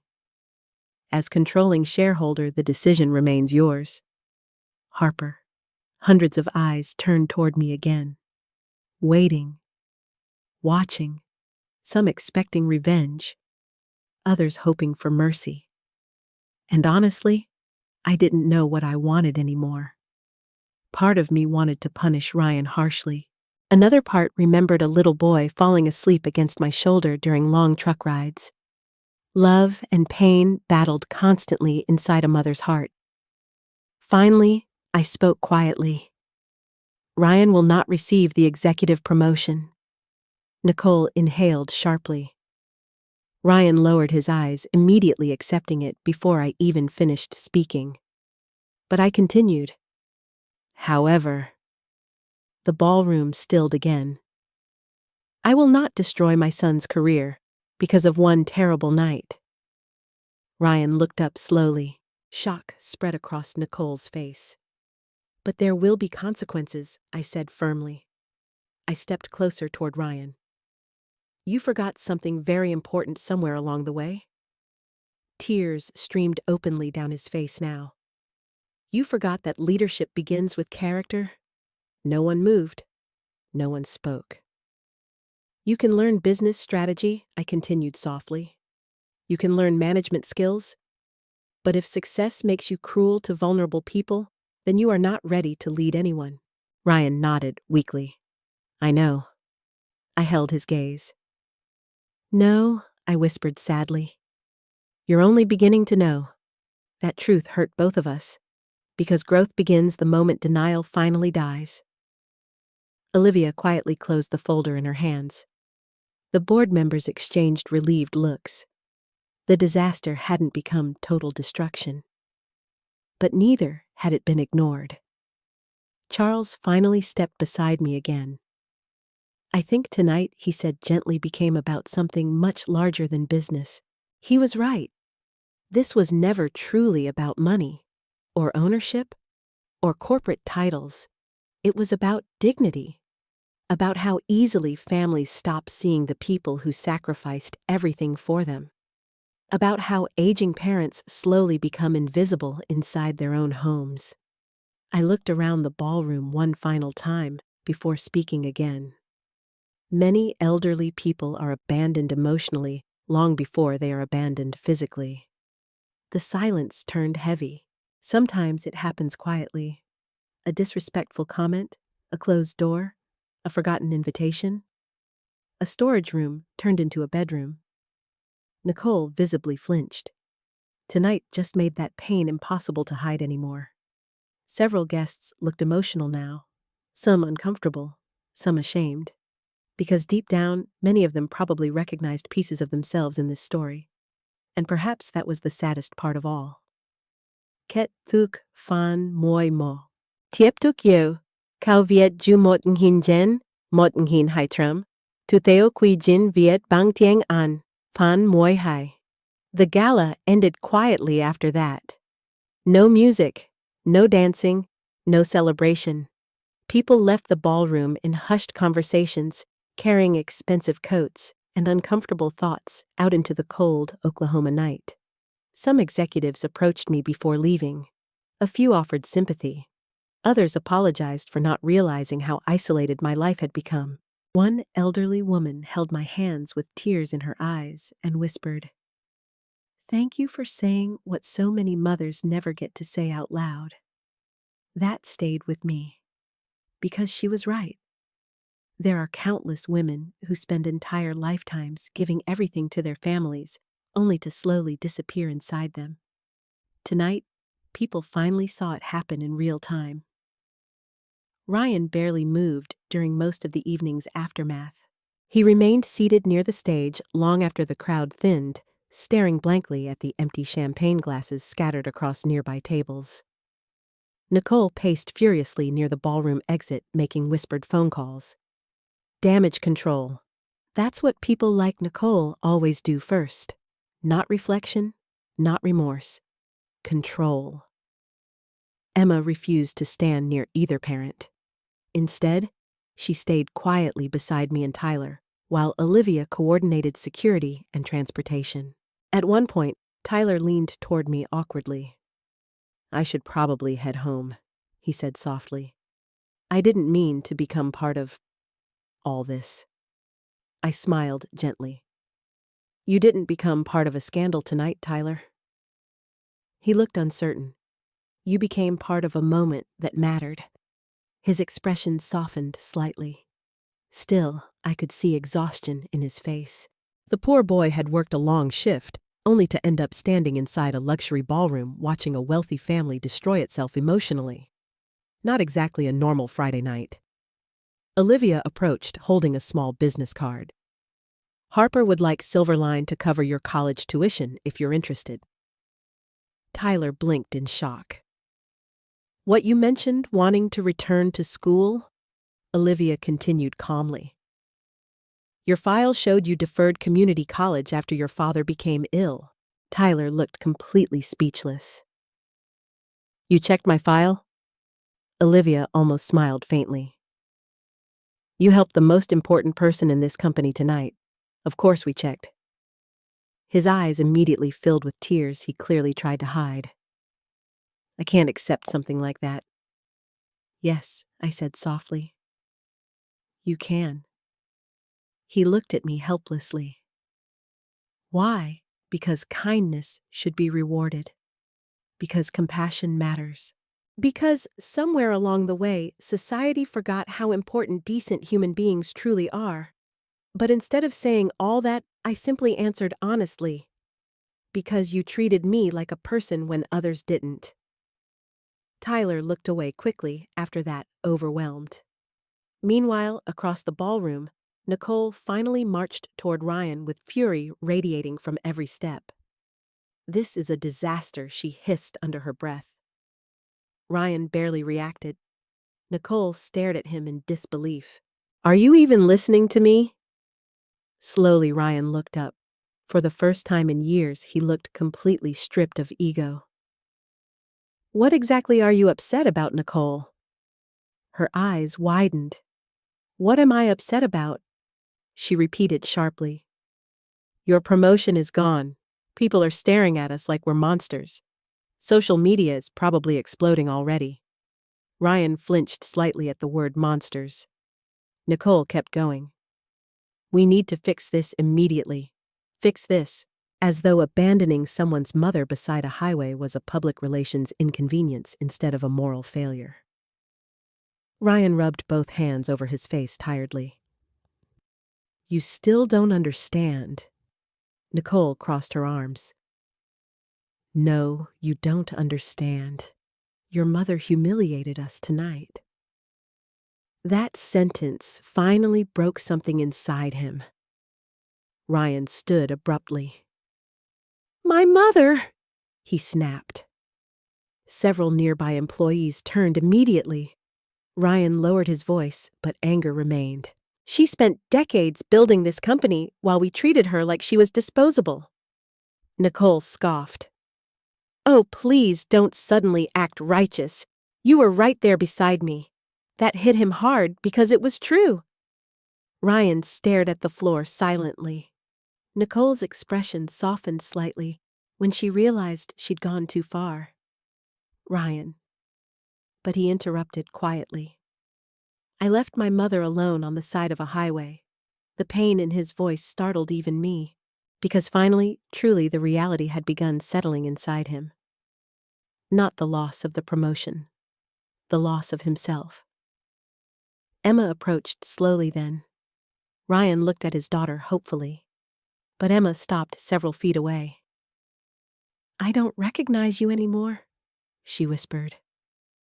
Those 6 words devastated him more completely than anything else that night. Because children see honesty, adults avoid. Ryan's face crumpled. "Emma, sweetheart." "No," she interrupted softly, tears returning. "Grandma loved us even when we treated her badly." Nicole stepped forward immediately. "That's enough disrespect." Emma turned toward her mother. "You care more about appearances than people." Nicole looked slapped. "I am your mother, and Grandma is yours now too." Emma shot back toward Ryan. Silence. Painful silence. Ryan couldn't answer, because his daughter was right. I finally walked toward them slowly. "Emma," I said gently. "That's enough." She looked at me emotionally. "But Grandma, I know." I reached out and touched her cheek softly. Anger can become poison if we hold it too long. The irony of those words wasn't lost on me. I had spent years swallowing hurt quietly until it nearly hollowed me out from the inside. Ryan looked at me carefully then, almost fearfully. "Why are you still being kind to us?" That question nearly broke my heart, because somewhere along the way, my son had started believing kindness only existed when earned. I answered softly. "Because cruelty should stop somewhere." Tears filled his eyes again instantly. Nicole looked away. For the first time all evening, I thought I saw shame flicker briefly across her face too. Not enough, but maybe the beginning of it. Olivia approached once more, carrying several folders. The board scheduled an emergency executive review for Monday morning. Ryan nodded numbly. "I understand. You're being removed from interim promotion consideration effective immediately." Nicole inhaled sharply again, but Ryan simply accepted it. No argument, no negotiation, perhaps because punishment feels strangely fair once denial finally dies. Olivia continued. However, Mrs. Rodriguez requested that your current employment remain intact pending further evaluation. Ryan stared at me in shock.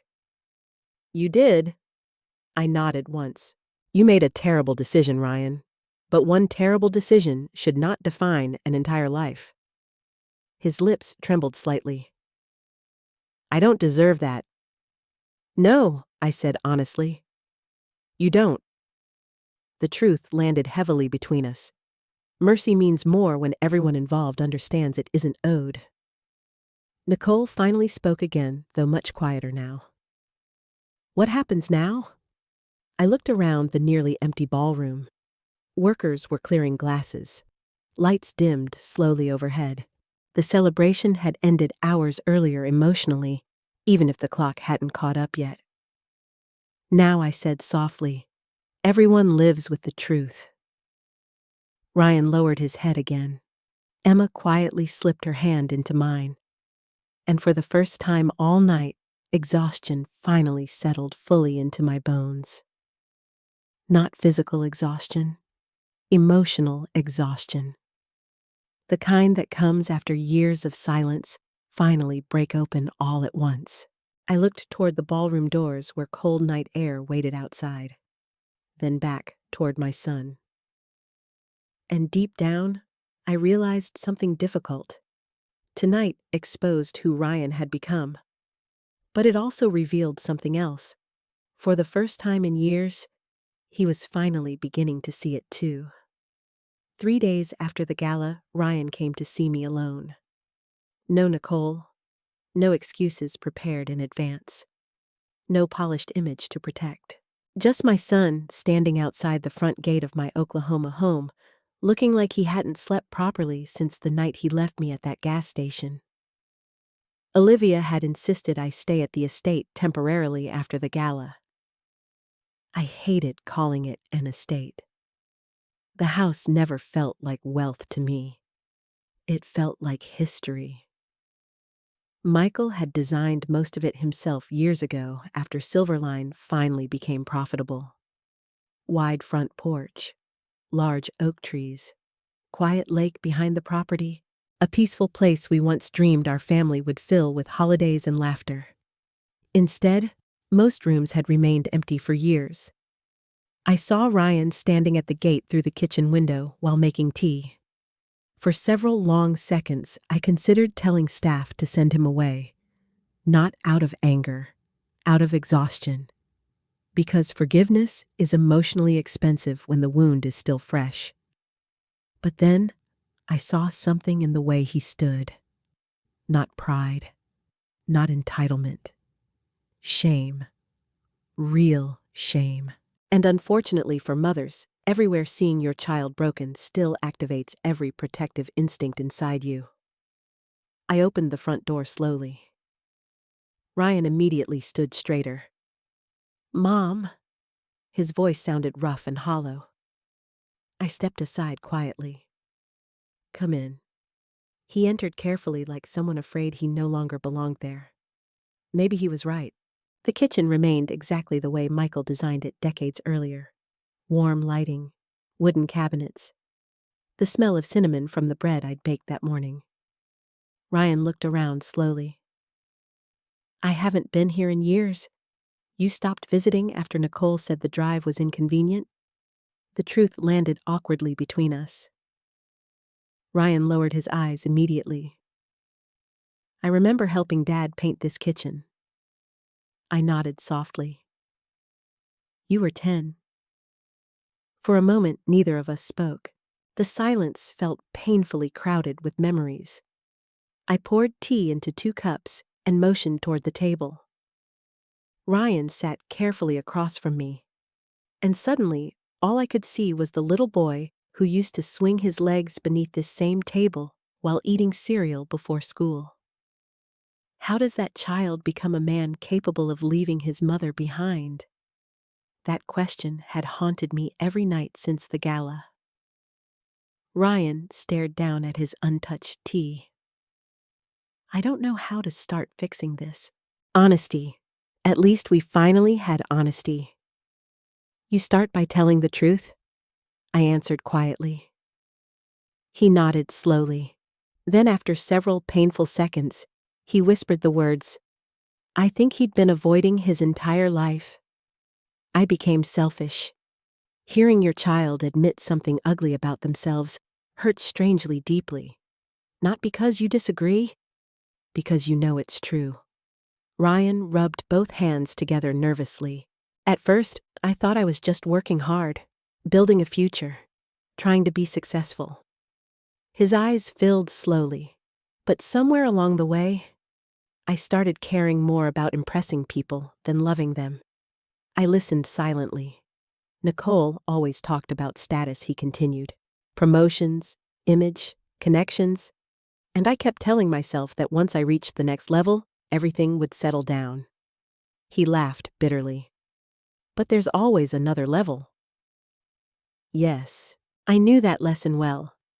Success can become an endless hunger if you let it define your worth. Ryan looked up at me carefully. When Dad died, did you really run the company alone? I smiled faintly. Not alone. There were good people around me.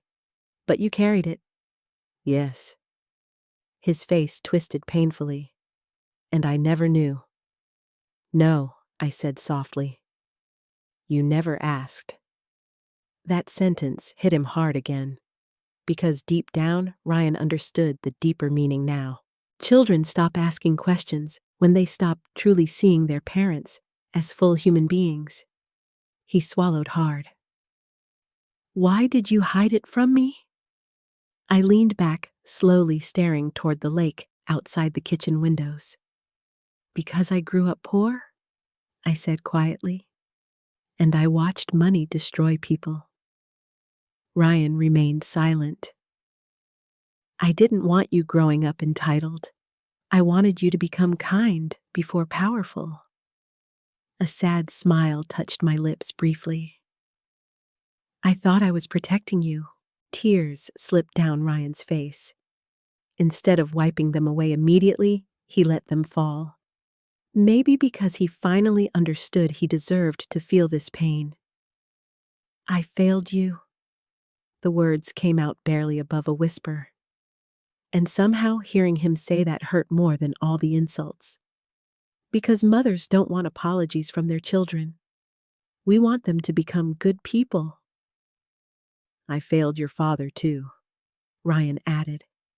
At that, something inside me cracked. Michael would have hated what our family became. Not because of the money, because of the coldness, the arrogance, the emotional neglect. Ryan suddenly looked around the kitchen again, eyes distant with memory. I remember one winter when our heat stopped working, he said quietly. I smiled sadly. You were 7. You and Dad slept in coats for 3 nights because you only had enough money to buy one space heater. I looked at him in surprise. You remember that? I remember everything now. His voice broke completely. I remember Dad teaching me to respect people no matter what job they had. Tears burned behind my own eyes now. I remember you skipping dinner and pretending you weren't hungry. I looked away quickly. Ryan covered his face briefly with trembling hands. And I still left you at a gas station. There it was again. The truth neither of us could escape. No amount of explanation erased that moment. No apology could undo it. Ryan finally looked up again. When did you become someone I was ashamed of? The question stunned him, because he realized immediately it wasn't accusation. It was heartbreak. I don't know, he whispered. I studied my son carefully. The dark circles under his eyes, the exhaustion in his posture. The collapse of ego finally revealing the frightened little boy underneath. You know what hurt most? I asked softly. Ryan shook his head slowly. It wasn't Nicole. He looked confused. I expected very little from Nicole by the end. The honesty of that seemed to wound him further. It was you staying silent while she slowly erased me from my own family. Ryan's tears returned immediately. She'd criticize me, and you'd look away. She'd insult me, and you'd change the subject. I paused carefully. Every time you stayed silent, you taught her it was acceptable. Ryan looked completely shattered now, because silence becomes cruelty eventually, and he finally understood that. I'm sorry, he whispered again, helplessly. I know, but I don't know how to fix this. I stared at him quietly for a long moment, then finally answered honestly. You may never fully fix it. The truth hurt both of us, because trust once broken deeply enough never returns exactly the same. But I continued softly. That doesn't mean you stop trying. Ryan cried openly then, not dramatically, quietly, the way grown men cry when pride finally dies. And for the first time in many years, I reached across the table and held my son's hand. Not because everything was healed, not because forgiveness erased consequences, but because somewhere beneath all the damage, he was finally becoming human again. Unknown to both of us, Emma stood quietly in the hallway just beyond the kitchen doorway, listening, crying silently too. And perhaps for the first time since our family started falling apart, hope finally entered the room with her. The weeks after the gala changed everything. Not suddenly, not magically. Real healing never happens that way.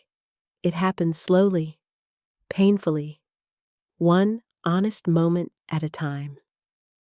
Ryan returned to work at Silverline the following Monday under conditions set directly by the board and approved by me personally. His executive promotion was permanently revoked. Instead, he was reassigned to a mid-level operations role at one of our older regional distribution centers outside Tulsa. No private office, no executive privileges, no leadership team. Just work. Real work. The kind Michael and I used to do ourselves. When Olivia informed him of the decision, Ryan accepted it without argument. That mattered to me more than he realized. Pride had finally started loosening its grip on him. Nicole, however, reacted exactly the opposite way. This is humiliation, she snapped the moment Ryan told her. They stood in the kitchen of the same house where I once quietly folded laundry while pretending not to hear their insults. Only now, the silence inside those walls belonged to them. Ryan looked exhausted. It's fair. Nicole stared at him like he'd lost his mind. Fair your mother destroyed your future. No, Ryan answered quietly. I did. That sentence changed something between them permanently, because for years Nicole's power over Ryan depended on one thing: his willingness to blame everyone except himself. Now that was gone. Nicole paced furiously across the kitchen. You're just going to let her punish us. Ryan finally looked directly at his wife. Do you even hear yourself anymore? Nicole froze slightly. She abandoned me too, Ryan continued bitterly. The second things became difficult, all you cared about was status. That's not true. Then why was your first concern the promotion? Nicole opened her mouth, closed it again, because deep down she knew the answer. Ryan rubbed his face tiredly. I left my mother alone on the side of a highway. Nicole's expression hardened defensively. And you're going to repeat that forever? No, Ryan whispered. I'm going to remember it forever. Those words ended something between them that had been breaking for years already. Not because of the gala, because crisis exposes what love is truly built on. And their marriage had slowly become built on image instead of compassion. 2 weeks later, Nicole moved out. No screaming, no dramatic fight, just quiet bitterness and packed suitcases. Emma watched silently from the staircase while her mother carried designer luggage through the front door. Nicole paused before leaving. "You're really choosing your grandmother over me." Emma's voice remained calm. "I'm choosing the person who never made love feel conditional." Nicole looked stunned, then hurt, then angry again. But she left without another word. Afterward, Emma stood in the doorway crying quietly while watching her mother drive away. Ryan approached carefully. "Emma?" She wiped her face quickly. "I love Mom," she whispered. "I know," but she made Grandma feel invisible. Ryan lowered his eyes. "So did I. That honesty mattered. It didn't erase the damage. But honesty is where healing begins." A few days later, Emma asked if she could stay with me temporarily. "Only if your father agrees," I told her gently. Ryan surprised both of us. "I think it might be good for her," he admitted quietly. The truth was simpler than that. He knew Emma needed warmth, while their home still carried the emotional wreckage of everything that happened. And perhaps he understood she felt safer with me now. The first evening Emma moved into my house, she wandered slowly through the kitchen, smiling softly. "It feels peaceful here." I laughed quietly. "That's because nobody's yelling." Emma smiled faintly. Then her expression turned serious. "Grandma, yes. Why didn't you ever fight back?" The question lingered between us heavily. I thought about it carefully before answering. Because when you love people deeply, you keep hoping they'll notice your pain without being forced to. Emma looked down sadly. "But they didn't." "No," I admitted softly. "They didn't." That night, after Emma went to bed, I sat alone on the back porch, staring at the lake, while memories drifted endlessly through my mind. Michael laughing beside the grill. Ryan running barefoot through the grass as a child. Family birthdays. Christmas mornings. All the beautiful moments that existed before pride and ambition slowly poisoned everything. Olivia stepped outside, quietly carrying 2 cups of tea. "You look tired," she said gently. "I am." She sat beside me. "The board approved the Harper Foundation proposal this morning." I smiled faintly. The foundation. My next chapter. A week after the gala, I made a decision that surprised even me. Instead of pouring my energy into revenge or corporate politics, I created a foundation dedicated to elderly individuals abandoned or neglected by family. Transportation assistance, emergency housing, legal protection, mental health support. Thousands of older people across America were quietly suffering in loneliness, while families pretended nothing was wrong. I knew that pain now. Personally. "Applications are already coming in," Olivia said softly. I closed my eyes briefly. "So many more than you'd expect." That hurt deeply, because it meant my story wasn't rare, just visible. A month later, the foundation officially opened its first support center in Oklahoma City. The media coverage exploded quickly after the gala story leaked publicly. At first, I hated the attention. But then letters began arriving. Hundreds of them. Widows abandoned emotionally by children. Retired fathers ignored until their money disappeared. Grandparents sleeping in tiny back rooms while families treated them like burdens. One handwritten letter simply said, "Thank you for saying out loud what many of us are too ashamed to admit." I cried after reading that one, not because it was dramatic, because it was true. Meanwhile, Ryan worked quietly at the Tulsa distribution center. No special treatment, no shortcuts. Employees watched him carefully at first, knowing exactly who he was and what happened. Some judged him harshly, others pitied him. But over time, stories slowly started reaching me. Ryan staying late to help warehouse workers. Ryan covering shifts when drivers got sick. Ryan personally apologizing to older employees he once ignored. Not performative gestures, Quiet ones, the kind nobody posts online, the kind that matter. One evening, Ryan arrived at my house unexpectedly carrying a cardboard box. "What's this?" I asked. He looked strangely nervous. I cleaned out the storage room. My chest tightened immediately. Inside the box sat all the things Nicole once shoved beside my bed. Family photographs, old recipe books, Michael's leather jacket, even the handmade birthday cards Ryan gave me when he was little. "I found these shoved behind Christmas decorations," he whispered shamefully. I touched the edge of one old photograph carefully. A younger version of Ryan sitting proudly on Michael's shoulders. Happy, loved, safe. "I'm sorry," he said again quietly. I looked at my son for a very long time, then finally answered honestly. "I know you are," and for the first time since the night at the gas station. I believed him. 1 year later, I found myself standing once again at the same gas station off Interstate 40, where my life changed forever. The wind felt colder than I remembered, or perhaps memory simply makes certain places heavier. The old station looked almost exactly the same. Flickering overhead lights, faded signs, endless highway stretching across Oklahoma like a scar through the earth. But this time, I wasn't alone. Tyler stood beside me, holding 2 paper coffee cups and grinning nervously. "I still can't believe you actually came back here," he said. I smiled softly. Some places deserve closure. A lot had changed in a year. Tyler no longer worked night shifts at the gas station.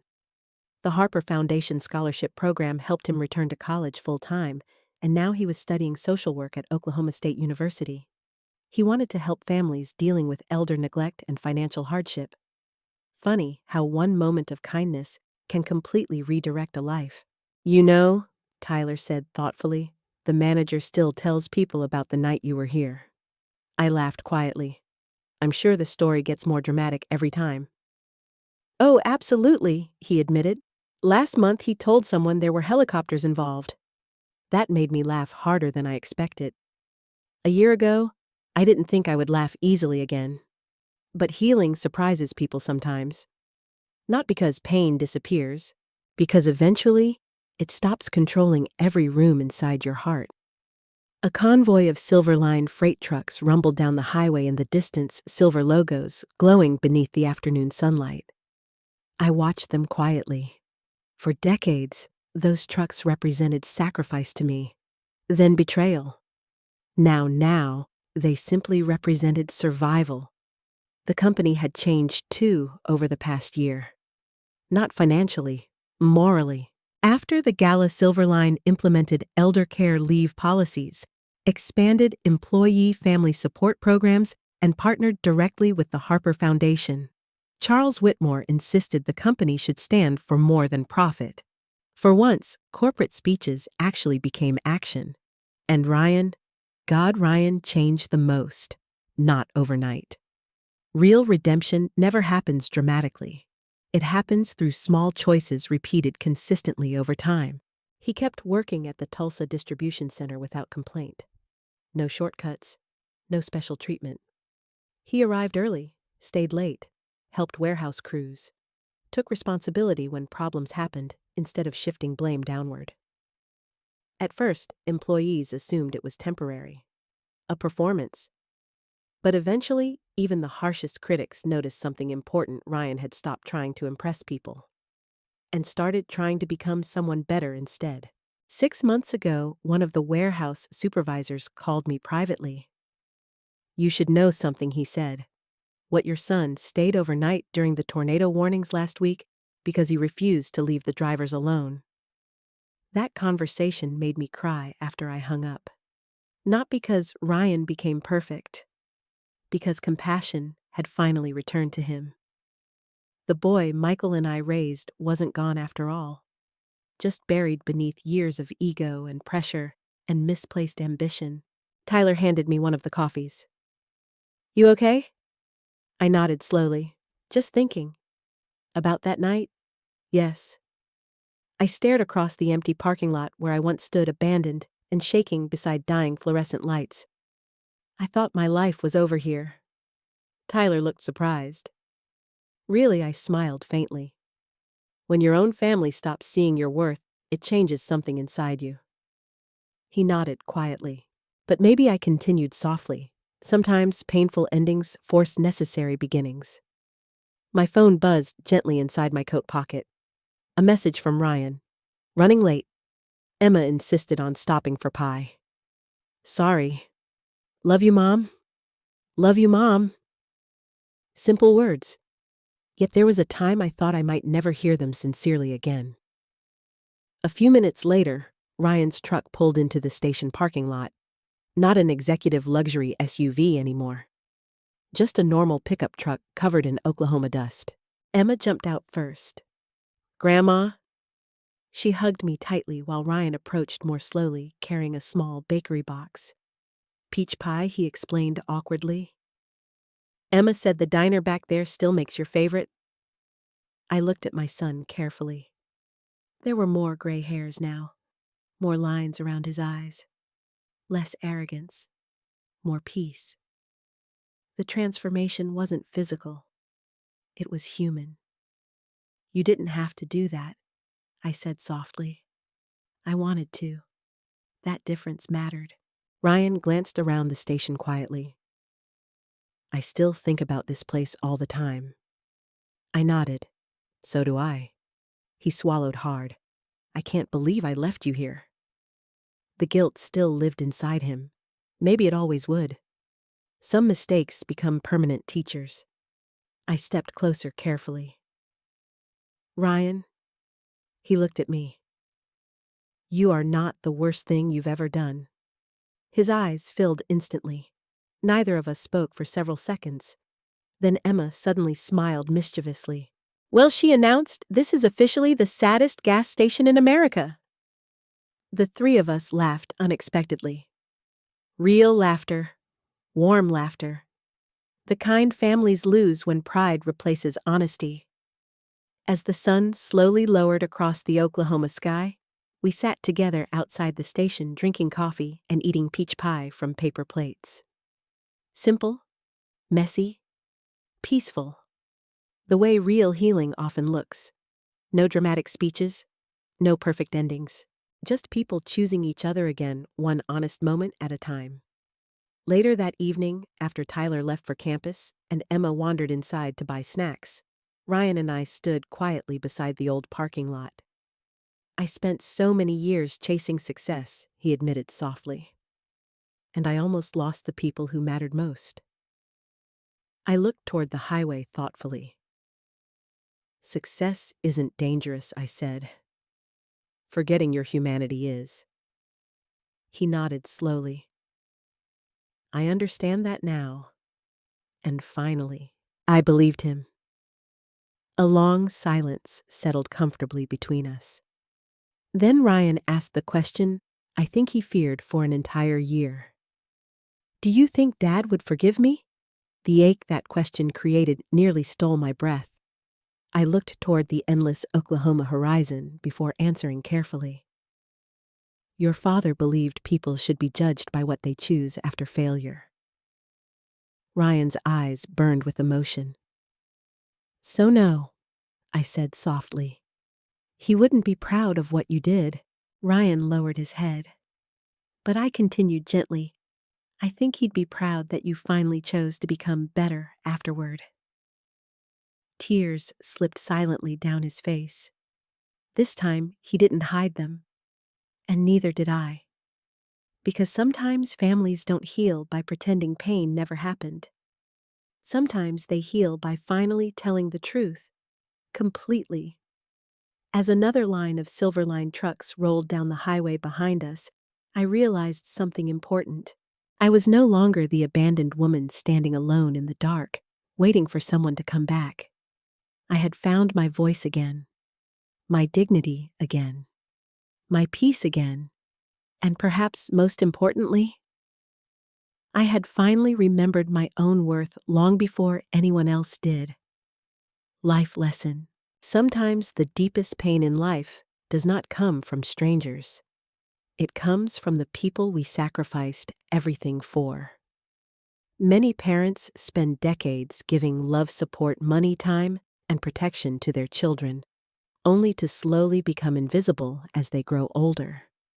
But this story is a reminder that your value does not disappear simply because someone fails to recognize it. Respect should never depend on wealth, age, status, or usefulness. And love without kindness is not really love at all. Family is not defined by who shares your name. It is defined by who sees your humanity, even when you have nothing left to offer them. At the same time, this story is also about redemption. People can change, but only when they stop defending their behavior and finally face the truth about themselves. Ryan could not undo what he did, but he could decide what kind of man he would become afterward. And sometimes, healing begins the moment pride finally ends. If this story touched your heart, I'd truly love to hear your thoughts in the comments. Have you ever felt overlooked or unappreciated by someone you loved? Or have you ever had to learn a painful lesson about family and forgiveness? Please share your story below and tell me where you're watching from and what time it is in your part of the world right now. If you believe stories about family healing, second chances, and emotional truth matter, don't forget to like and subscribe so we can continue this journey together.